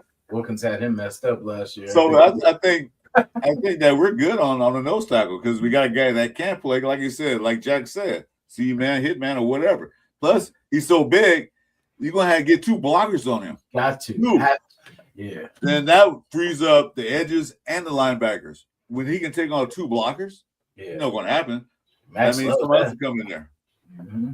So good. I see. Like I said, Spytech was playing 4D chess while everybody was playing checkers. Yeah. And we didn't see it. But now we saw it after the draft, like, wait a minute. Yeah. This all makes sense. Yeah. Where were we getting gassed at? In the middle. You know what I mean? Like I get what you're saying too about, is Laki Tassi going to be able to understand the, don't get baited, don't get the flags and everything. I think that's something that could be totally coachable. Yeah. To be honest with you. He's right in front of the ball, so he can't. He'll be right. You just basically tell him you don't move don't listen to the cadence, don't listen to any of that. your eye is on that ball, and as soon or if you're looking straight up, you make sure you got it in your peripheral, and you see that ball move, then you go. Because if the center moves whatsoever, and he doesn't hike it, the rest are going to flag him anyway. Yeah. Right. You know, And he's big enough to have that recovery too. Because it's not like you're gonna push him. You're not gonna push 370 around. So he can be a little bit more patient too. Yeah, You can just stand up and that's enough. So you just stand there like, whew. Yeah. So he doesn't really have to worry about trying to get up because I mean he's gonna eat space. You know what I mean? Yeah. Like so they're gonna have to get two guys on him. So technically, he's probably if they're smart on that side of the ball, they're gonna try to take him out. You know what I mean? Like not make him a factor, but you're gonna have to pick your poison because you got Max coming, you got people coming off that edge. So yeah, then you got the linebackers too, Walker and Dean. He can come in there. And you got Johnson who's playing nickel. He can come in. I mean, you got where's it looking like going to defense? It's not going to be a basic cover three. This plays soft zone. They probably play a lot of zone, but the defense is going to be so disguised. You know, because Jeff Jason, we watched the games last year. We saw the same thing every down. The defense offense is like, oh, they're gonna do the same thing, and they predicted it. But now the offense is gonna be different. The defense is gonna be different just as well. They're gonna be disguised coverage. They're gonna be disguised blitzes. They're gonna be different things. Because Rob Leonard probably want to do this for years. Now's the opportunity to do it. He knows what he want to do. He the one that went to office and told Spytech, okay, well, Patrick Gamble, we need to do this coordinator and interview him. What you want to do? He said, look, I need some cornerbacks and with talent on my team, I want to play a 3-4. Get some more linebackers, get some more cornerback, and we can run this. And that's exactly what they did. Oops. And Jack, I think Dalton Wagner is still the biggest on the team. 6'7" or 6'7", 348. Actually, he's 6'8", 300. Oh, all right, maybe not in weight. He's 6'8", 318 pounds. He's the tallest, maybe. I don't mind the Dalton Wagner project. I kind of want to see it. I want to see He's what too slow. That's the problem, though. He's too slow, man. He's been there for years and he's still been getting made the team. I mean, practice squad. So, and the thing about it, he's on practice squad, nobody grabbed him. So right now, if I'm looking at the depth chart, right, on our lads, Adam Butler is the actual starter at nose tackle. Then it's J.J. Pegues is his backup. You want to bring it up, Jeff? Robert Martin is the number 3, and Lockie Tassi is number 4. You can add to the thing. I'll bring it up. So if you want to show it. Yeah, Tassi's 6'6", 373. So he's 3 inches shorter, but he's like 60 pounds heavier. fast feet too. I was gonna say I've seen him. That boy got He played rugby. He can run. He's not a runner. You got to think of it this way too. All right, so Lockie Tassi's 6'6", but he's 373. Then you look at Dalton Wagner, 6'9", 318. Dalton Wagner's tall, but he's leaner. Okay, he doesn't look leaner, but he's leaner. So he's got a higher center of gravity too. Now Lockie Tassi's 6'6", so he's 6 inches taller than me at 373. So he's got a little bit shorter of a stature. So he's got a lower center of gravity, which is going to be even harder to move, especially when he's in a nose tackle position because he's down on all fours. You know, he's two sets of fingertips in the dirt in his cleats. That's it. And he's coming at you full bore, and he's already at such a low angle that he's going to be tough to move back. And with his rugby experience and scrums and everything, if he can turn into what we're hoping, good God. What's up, Ja Raider? This is our second international player because I forgot that Lockie Tassi is one, and then we got the Tokyo Toe. So I wonder how that's. I mean, I know I'd rather have Lockie Tassi than Tokyo Toe. I know if we had to make a choice. Well, the big thing is one of them has to make the 53. Mm-hmm. Yeah. Just one of them. Yeah. Because we can only have one per team. So right now it doesn't matter because it's still it doesn't count until you get to the 53-man roster. So I'm sure Matsusawa is going to be the kicker. I'd like to think he's going to beat him out. And so now if he gets signed to the 53, he's actually on the roster. He doesn't fall into the IPP at that point.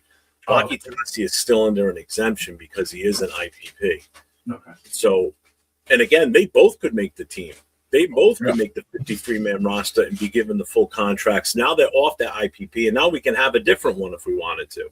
Nice. You know, I like that. I honestly think that this is Toby's not IP guy. He's they actually UGFA. He wasn't in the program, is he?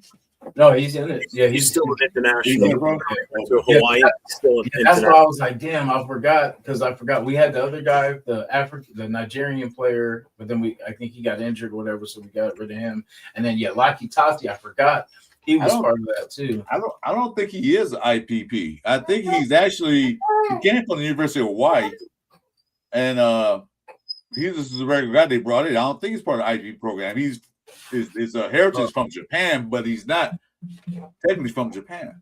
But then someone said he played in overseas. So. No. He's from Hawaii. I don't think it's IPP. So you don't have one. Because he played University of Hawaii. And they time as UDFA now because I looked at it, he's not an IPP guy because they're high hashtag that. Okay. Somebody said that. No, he's not IPP guy. I was like, wait a minute, no, he's not. He's just a regular guy. Oh, well then cool, we good. So we don't have one. After going unselected in the 2026 NFL Draft, Matsuzawa was signed with the Las Vegas Raiders as an undrafted free agent. Matsuzawa is a member of the NFL's International Player Pathway class of 2026. He was drafted. Also, did you know he was drafted the other day too by the Saskatchewan Roughriders? Yeah. Overall in their draft. Yeah, they did. So, and this is why he's an international. He was born in Tokyo, Japan. Okay. So he is definitely from there. He's definitely from Tokyo. So he does qualify, and he is on the international player pathway. Oh, so and yes, we can only have 2 per team. But as far as, let me just look at the rules on that because I think it doesn't matter. Hold on. I don't think it matters the number, but basically, we would have to cut Gay. No offense, but we'd have to cut him, and then he'd have to take that roster spot. So here's the eligibility for this. So they have to be age 24 or younger. They have to be out of high school for at least 4 years. Did not play football at an American college. They could be any one of these. Now, ability to speak English, not a citizen of the U.S. or Canada, so he's a citizen of Japan. Must be available and eligible to travel to U.S. for 2 months from the first week of March. So roster regulations. Let's see. So it is so we can have both of these guys. The NFL has specific regulations for players that sign through the IPP. The teams to which each IPP player is assigned are allowed 91 players on their offseason rosters, one more than those teams that are participating in the IPP that year. At the point when the rosters need to be cut to 53 at the end of preseason, the participating teams must decide the status of their IPP players. So we can have multiple IPP players on our roster right now, but when we get to the 53, we can only have one. So if one of those 2 guys makes the roster, the 53-man roster, the other one can stay on the IPP. So we could have 6 IPP guys if we wanted to right now, but we're going to whittle it down to just 1 by the 53. Okay. So they can sign Laki Tasi and keep Tokyo Toe as IPP guy. Is that what you're saying, basically? Correct. Or the other way around.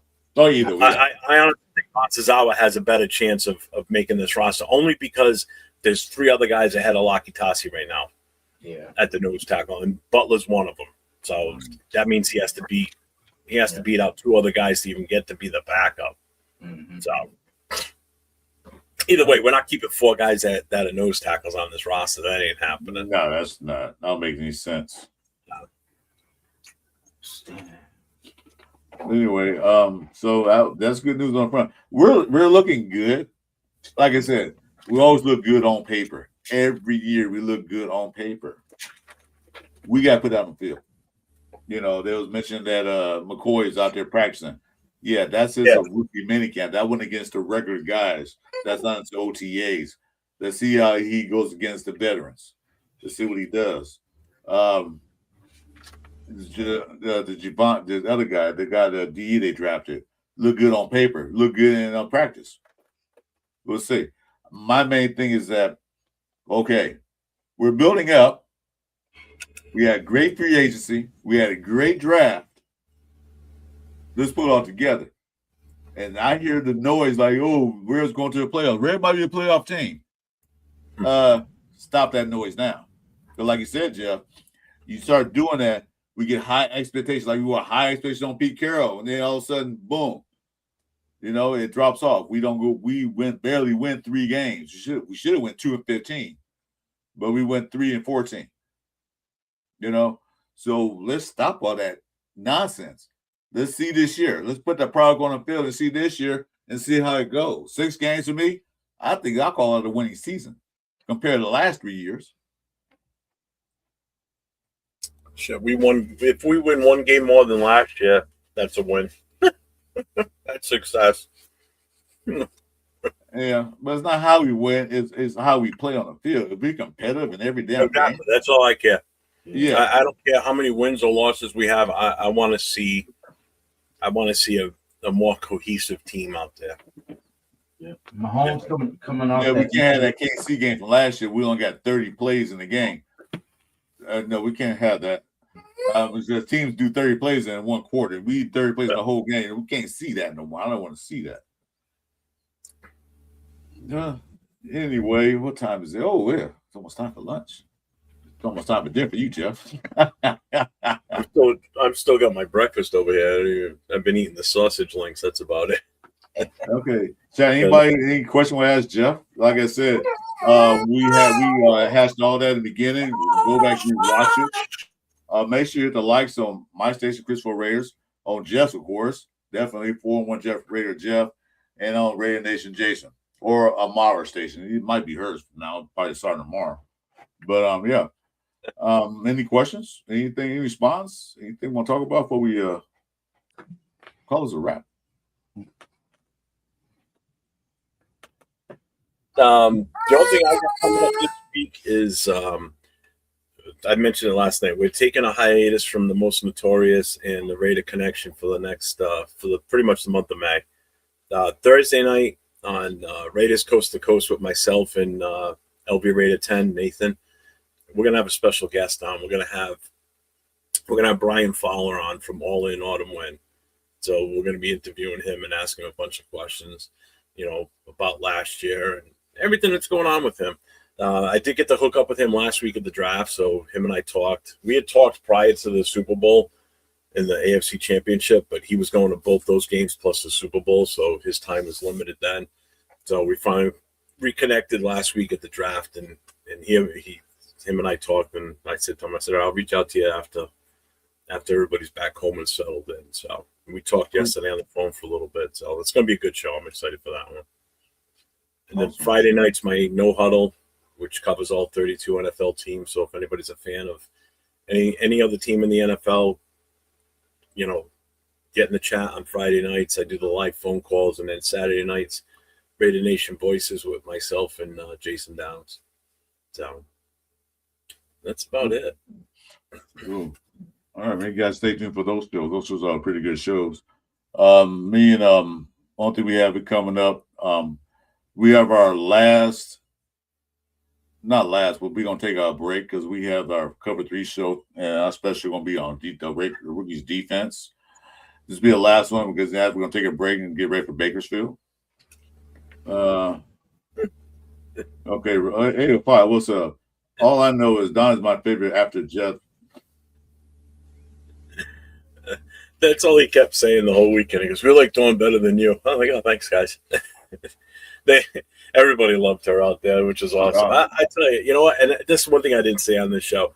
A huge shout out to her with helping out while we were out there. I mean, she's like my producer when we're out there, when we're doing all these different things. She's over there passing out my stickers, talking up my shows.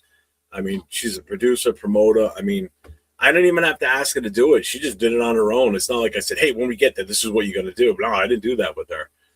She did that all on her own. I didn't say shit to her, So she's a trooper. She's an absolute trooper.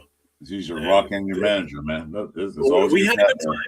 You know what? Well, and I told her, I said, this isn't all about the whole draft experience. I said, this is also a time for you and I to go to a city we've never been to, see some of the sights, meet new people, and just have fun while we're out there.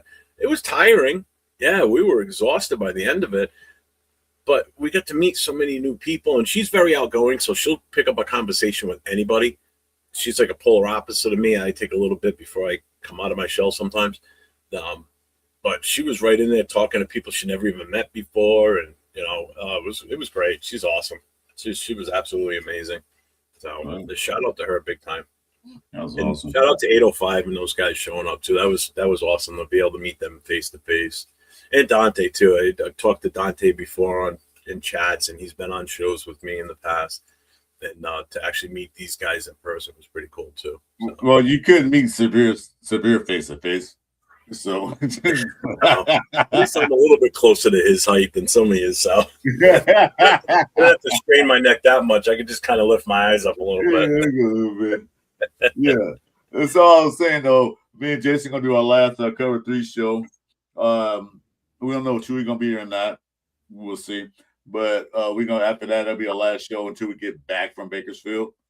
And then we'll have some updates and all that stuff. But that'll be our last show. We might do, I don't know if we're gonna do a Sunday morning show. I have to discuss that with Jason, but we're gonna talk about the defensive picks, all 6 draft picks, and some of the UDFAs that we can discuss.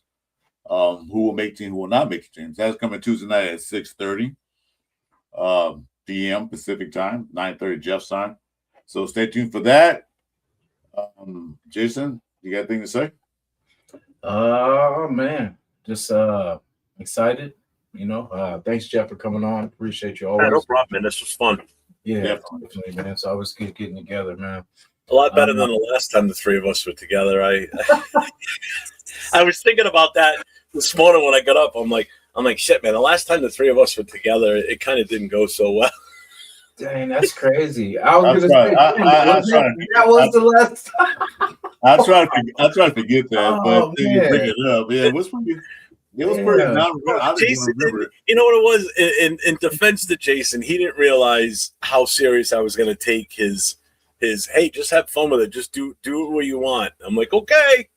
Yeah, I try to forget all about that. It's still in the archives. The mice were controlling a wheel in my head, and they just were going full speed. And I'm like, oh, we're going to do this. We're going to have fun with this. Yeah, so you guys have fun with it. I didn't.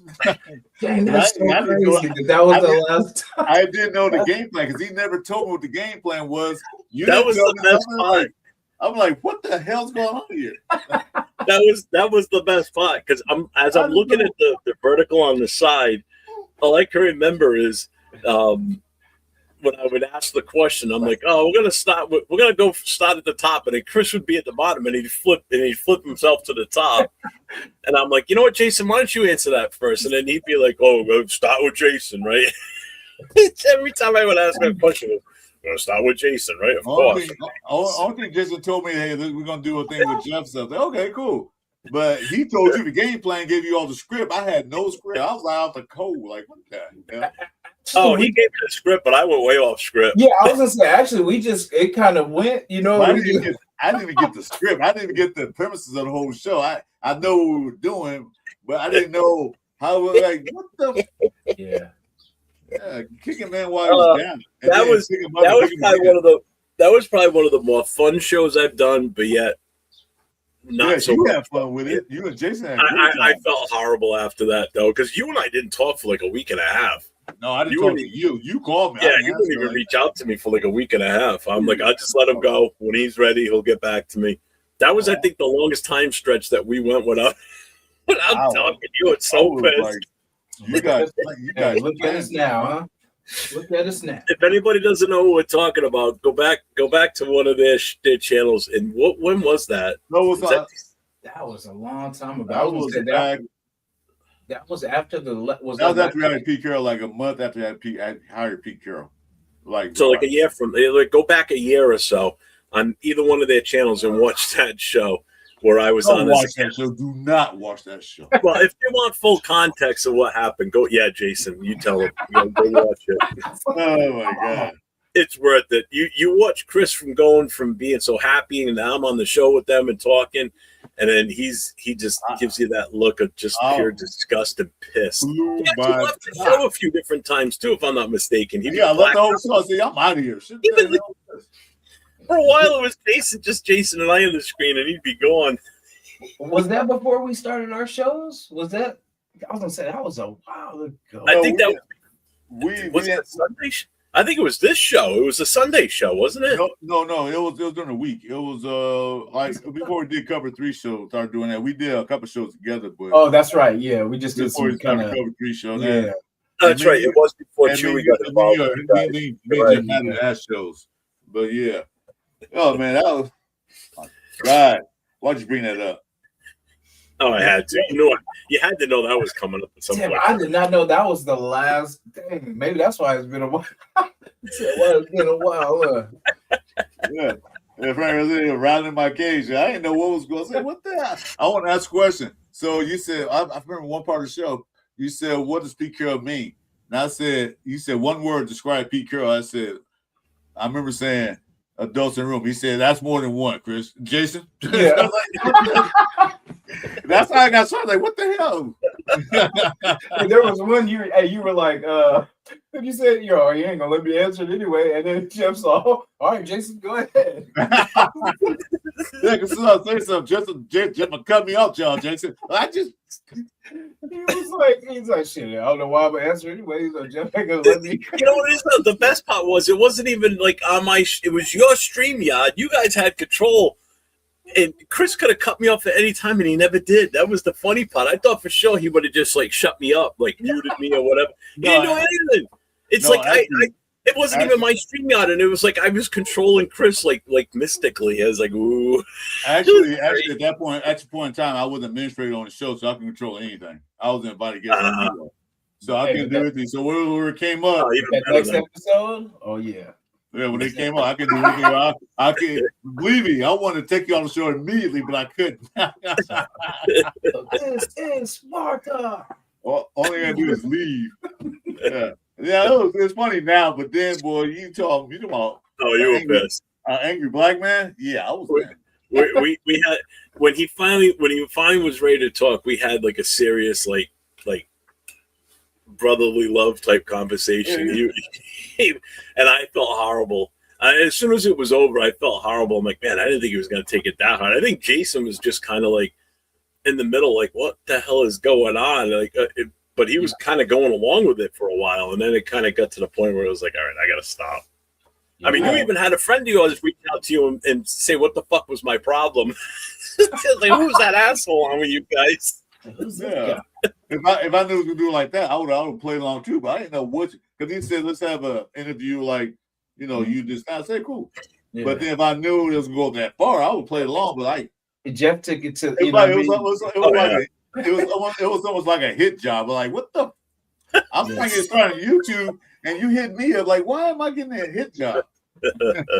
You're like I'm part of. Now you know better than to let me have free reign on a show like that, because I'm coming guns a-blazing for fun. Hey, we made great content that day. Knock it off. If you would have cut up some great shots from that, that's for sure. Chris in a meltdown. Meltdown, shoot. I went totally nuclear, man. You talking meltdown? I wish Chris had caught mine on video of me, but I'm so glad I didn't go live on day 2, because my plan was to go live on day 2, and boy, I would have looked like an ass. Oh, Friday? Yeah, that Friday where we talked. Dude, man, you know what? Hold on, man. I'm gonna show you something right now. I'm not gonna show you the actual text. Well, I'm gonna show a screenshot of all with Jason, like just literally like. Yeah. And in fact, read the text. I was gonna say it's that's exactly the build up to how I was feeling. Okay, you know what? All right, I'll tell you what. I think I can bring him on the screen. Hold on, man. I'm gonna show you what Jason did. Let's see. Hold on, man. Let's see here. Hurry up! I got pee. Go ahead, man. You can tell him come back in.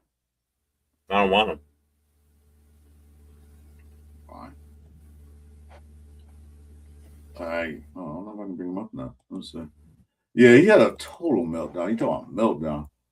Let's see here. I start getting emotional. Emotional, dude. I thought Because I said on the phone, said, dude, you need a hug? I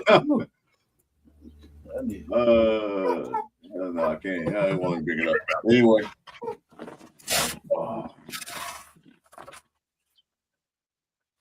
Yeah, I think like the all the people that went by, that was what got me. Like all the people that I wanted, and then we just other teams were getting them. That just on top of us not getting, it just was like, what the hell are we doing? Do we want a replay of last year, or what are we, But looking at it now, it looks a lot better than it did day two. Oh, you know what? That's why I can't find it. You was on a group chat. I'm in your chat. Oh yeah, we was in that group. That's right. That's why I couldn't find it. Well, let's Hey, see. I remember because we were all talking about like, damn, this draft is like, it's slow. It's not really. There you go. And then we went nuclear. Let's see. 2 wins max. That's if that. So we want to just do the same thing as last year. I'm like, I'm not going through this again. I'm not going through all this losing again, man. Let's sit through all these losses just to do this thing again this year. Mm-hmm. Yeah, he was like, yeah, okay. So I'll be a Bay Area Panthers fan then. I just cut off. I noticed why a lot of the Raider fans, like the OG Raider fans, they don't watch football no more. They're I don't watch the NFL no more. But I don't know. It's always the older like Raider fans. They're like, yeah, I don't really pay attention to football. I won't even bring it up. I had to reprogram my phone. Oh, okay. Yeah, sorry. Yeah, basically, But anyway, he had a serious meltdown. Yeah. Serious meltdown. He said, in words, not move the needle. What the hell are we doing? This is Friday, the picks. Yeah. He just went and it was nonstop. It was like each text was like 100 words or better. Each text was like, dude, are you okay? I'm like, why the hell we need an edge rusher? We got hella edge rushers. I'm like, we need ETs, we need wide receivers, we need DBs. Like, why are we picking up? And then the Zoom. Like I said, I like Zoom as a player. I picked him too on a couple of mocks too. I like him as a player. It was just we passed. It was who we passed up. I like the dude. It was from Arizona, Ikenor, because like how you say with Zoom. Ichinoa. Yeah, that's who I wanted, bro. Because he's nasty. Like after the play, like he's that play after the whistle type. You know what I mean? Where he's still going. You know what I mean? And I think that's what it was when you have your heart set on certain players and then you don't get them. It just like McDonald. Yeah. That and then just seeing everybody get better, and then I'm like, what are we doing? Yeah. Jason says this. He said, not move the needle like the S-Pig, but we missed out on McDonald, Ponds, OTs, DGs, both not loving this draft because it feels like we're taking the leftovers.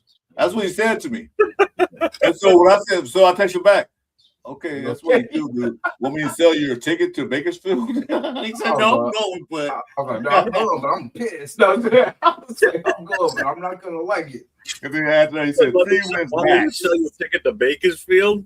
Yeah, because he's like, because we're going to Bakersfield. He's like, are you? He's like, you don't want to go now? I'm like, no, I'm still going. He said 3 wins max, and he was going crazy. I had to call him literally because I can keep on this damn text. Like, I can't type that fast.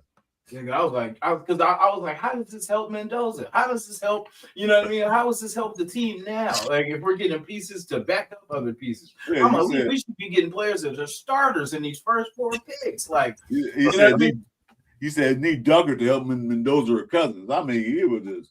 That one got me too because Dunker was there too, and I was like, oh, I like Dunker. But see, I like the Coon, the Zoom Coon. The Zoom pick better. That was a good pick. Yeah. Than Dunker, to be honest with you, because Dunker is one-dimensional. Yeah, Dunker is more just a pure guard.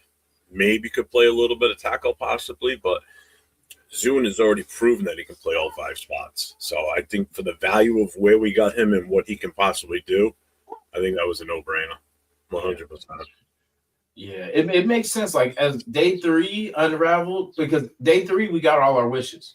It was just backwards because we were thinking in those first couple rounds it would end up getting those top needs, and then we start going backwards. But then it's crazy because we hit everything. And what we thought we were going to get in the second round, we got this last pick with the DT. Goodness, why can't I think of his name right now? Cleveland.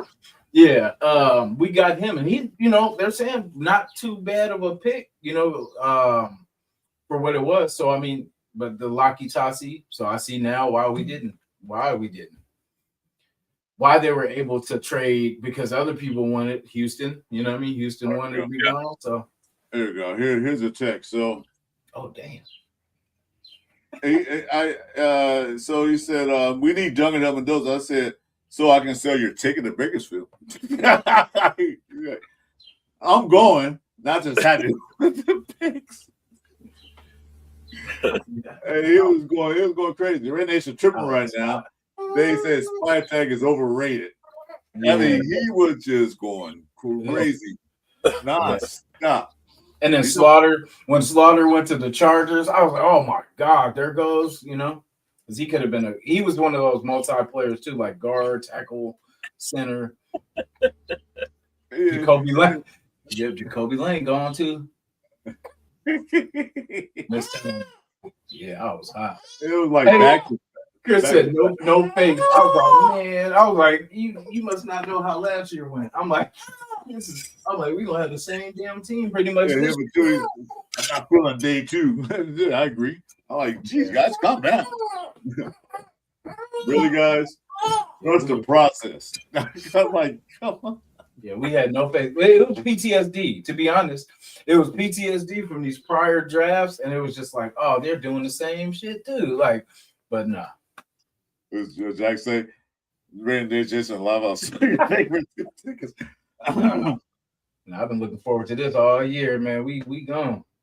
Yeah. The Steelers got 2 stops. See, Max, that's who I wanted, was Max, man. That dude's a beast, bro. That's the Steelers got a good one right there. And they got Dunker, too, for the side of them. That's gonna be crazy. Yeah, so it was like as soon as I text him back and simple phone down. What now? Like, Jesus Christ, man. I was like, this is bullshit. You see how this we just let that was hot. Because everybody was getting picked, and I'm like, damn it. I'm like, what are we doing? Like, I just wanted us to move up or something, like just to, And then I couldn't talk. My wife said, and called when I came to the living room, said, who are you yelling at? I said, I'm trying to get Jason's attention. He wouldn't let me talk. Like, Jason, hold on, wait. I was trying to record that. It was like, ooh. Chris said, he said, oh, you got to be patient. I'm like, Chris, I know what a good draft looks like. You know what I'm saying? This is not it. I'm like, we got Mendoza, and that's it. We got the safety. That's cool. We needed a safety. But I'm like, what are we doing getting depth pieces at our 3rd and 4th? You know what I mean? Like, it's crazy. And he's like, no, but you got to have patience. He's like, it's not even over yet. I'm like, well, it's basically over. You know what I mean? Better now that Tyree's gone, though. And this is the point right here in the chat. That alone would have made a successful draft. That we traded him away and got a trade pick for him. And this is the point. It's the point in text. I was telling everybody what happened. He said, "Oh shit, we got an edge." I said, "Get defensive depth," and then I said, "Well, that means Wilson is out." Run the text. He said, but he wasn't listening. Yeah, I was set. Boy, I was set. I told him too. I was like, "There's nothing you can say to convince me otherwise." He did. And then he was right. He was dead on it. I said Wilson's out, and I said in the text, he's like, it was funny. I wish I recorded the conversation because that was even worse. Yeah, that was even worse. You're like, Jesus, dude, calm down. Trust the process. You say trust the process. It's in our song, trust the process. Yeah. Jesus Christ. If we go to the playoff, that would be good tape to play. You like, hey, Jason, remember this? And you said we weren't gonna do this. Yeah. Especially if all those draft picks are actually starting in the game Go, hey, Jason, remember what you said? Look, here's Yeah. the starting roster, and here's who we drafted. You said 3 wins max. We're 3-0. You already? We got you on record, so yeah, you can't back out of it now. Yeah. It's on the internet forever, unless you delete it. Yeah. But even No, then, it's it's still, yeah, I took a screenshot, so he can't delete. I'm gonna bring it back up. I'm like, damn it. No. I'm like, damn it. Yeah, and my mother on her way over, so I gotta kind of. yeah, Yeah. we're about out here too. I'm gonna go eat some. Thank you guys both for having me on. That was fun. It's been good sharing the screen again with you, Chris. Again, Anytime, Jeff. Anytime you want to come in, just let me know. From the top. Start from the top. Yeah, this was a fun show. This was fun. It was very relaxing. I like it when I can come in and just Not take over nothing. I don't have to control nothing. I can just sit here, got my hands folded in front of me, and just ask me a question, and I'll talk. And I love it. That's what I told you when I talked to you about it. I said, Jeff, you've never really been a guest on the show. You've been like controlling most of the shows. Yeah. This time you come in as a guest, you can sit and relax, you can talk, everything else, and you have to do anything. We'll take care of all that. So anytime we come back in the show, man, you're always welcome, Jeff. Like I said, reiterate. If you guys saw the beginning, go back and watch the very beginning of the show, and me and Jeff talk about what's going on. So there's no beef. No, it's good. No, you know. Closest to a beef we had on that show we just talked about a few minutes ago. So only beef I got around Jeff to bring up that damn history of me and Casper together. Like I thought to forget that. That is crazy, dude. I'm like, damn, we gotta get together a little. If there was a beef, that's the only time it happened with that one show. Other than that, everything was fine. If you guys want to get to the beef, watch from the beginning. Rewatch. Oh yeah. Watch how the show goes from here to just go woo. Meaning Chris's demeanor, not the show itself. The show stayed pretty solid all the way through. Just watch Chris go from up here like so happy and excited that we're doing the show together. And then as the show goes on, Chris's momentum goes like this, blacks out and closes out a couple of times, comes back in, and then he's like, "Oh, yeah, you got it. Totally worth watching." Man, it's funny now to look at it, but then it wasn't funny to me. Oh, it was pretty funny that day too, but well, not for me, it wasn't. You guys enjoyed the hell of it. I did. For you, yes. For me, I'm trying to go back so I can see. Yeah, I'm gonna go see if I can find that show. Okay, well, I go to history and I can tell you guys go back and watch it. You'll find it hilarious. That was last year. Yeah, it was about a year ago.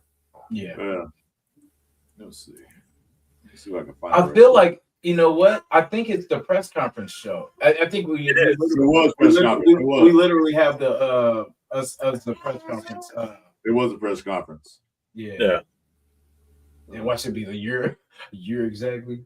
I think was that after Baker? No, I think it was after Bakersfield, if I'm not mistaken. Or no? I think it was before. Oh, okay. Any blunts Well, to go? all right, I got to get out of here. Just everybody that hasn't subscribed or ring that bell or thumb up. Make sure you guys get over to both these guys' channels, Raider Nation Jason and Chris4Raiders. Chris is this close to getting to that next goal. We're going to get him to that 500. So I appreciate everybody that was on my channel too, but I got to go. That's it, Jeff. Thanks for coming, brother. Much love to you, bro. Enjoy breakfast too, Jeff. Have me on. I appreciate it. That was fun. Good show. Thank you, brother. Later, guys. Raiders. All right. So I'm trying to find the link to that show. Put in the link. You guys go ahead and watch it.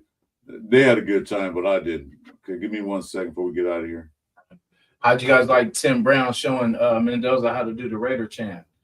That was so cool. I love Tim Brown, man. Like, I swear, like, if you think of a Raider, I know we always think Charles Woodson too, but dang, man, Tim Brown, man, one of the ones, like, just cool ass dude. And then just to see him, working with Mendoza and just, getting him comfortable, getting him right.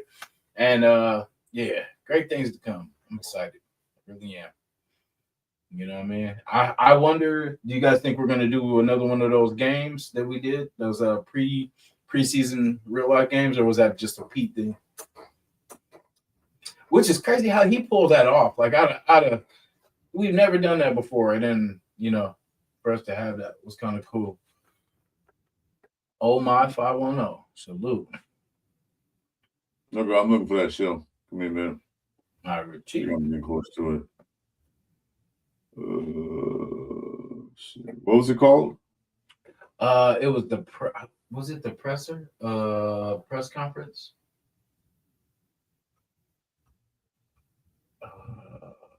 It's a picture of me and you on the stage, you know, sitting there with the Raider tees, like the presser.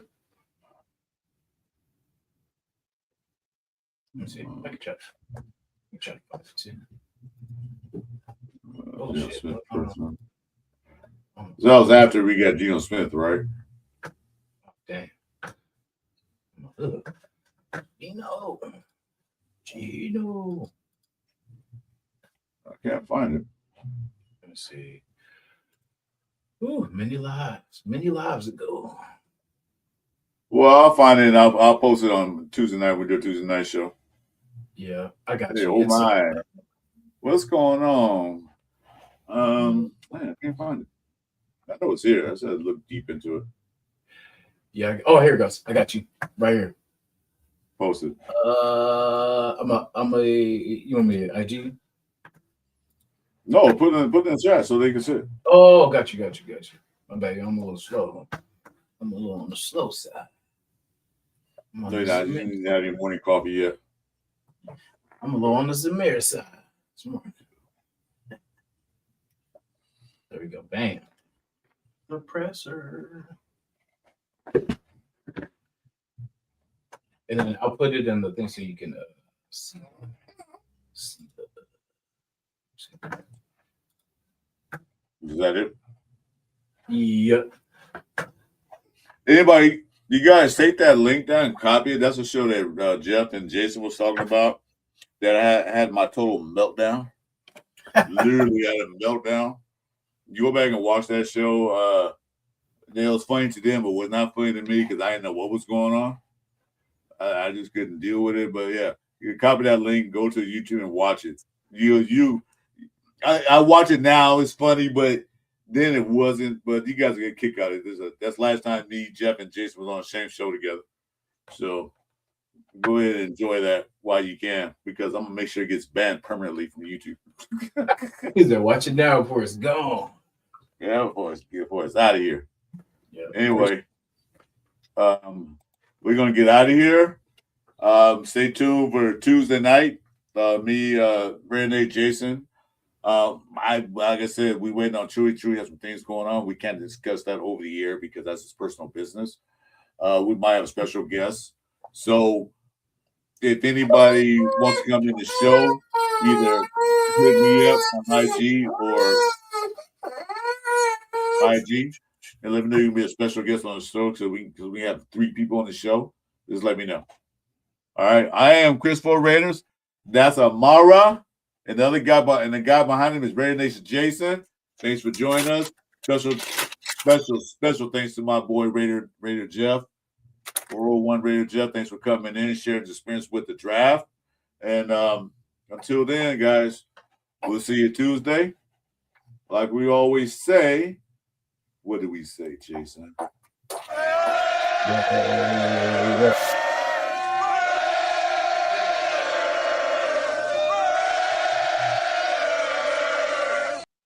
All right, guys, until Tuesday night, we'll see ya. Have a good Sunday morning. Enjoy your family. Be safe and be careful. See ya. Yes, sir. Raider Nation Jason, Chris4Raiders, Chewy, and this the Cover 3 show. Raider Nation Jason, Chris4Raiders, Chewy, and this the Cover 3 show.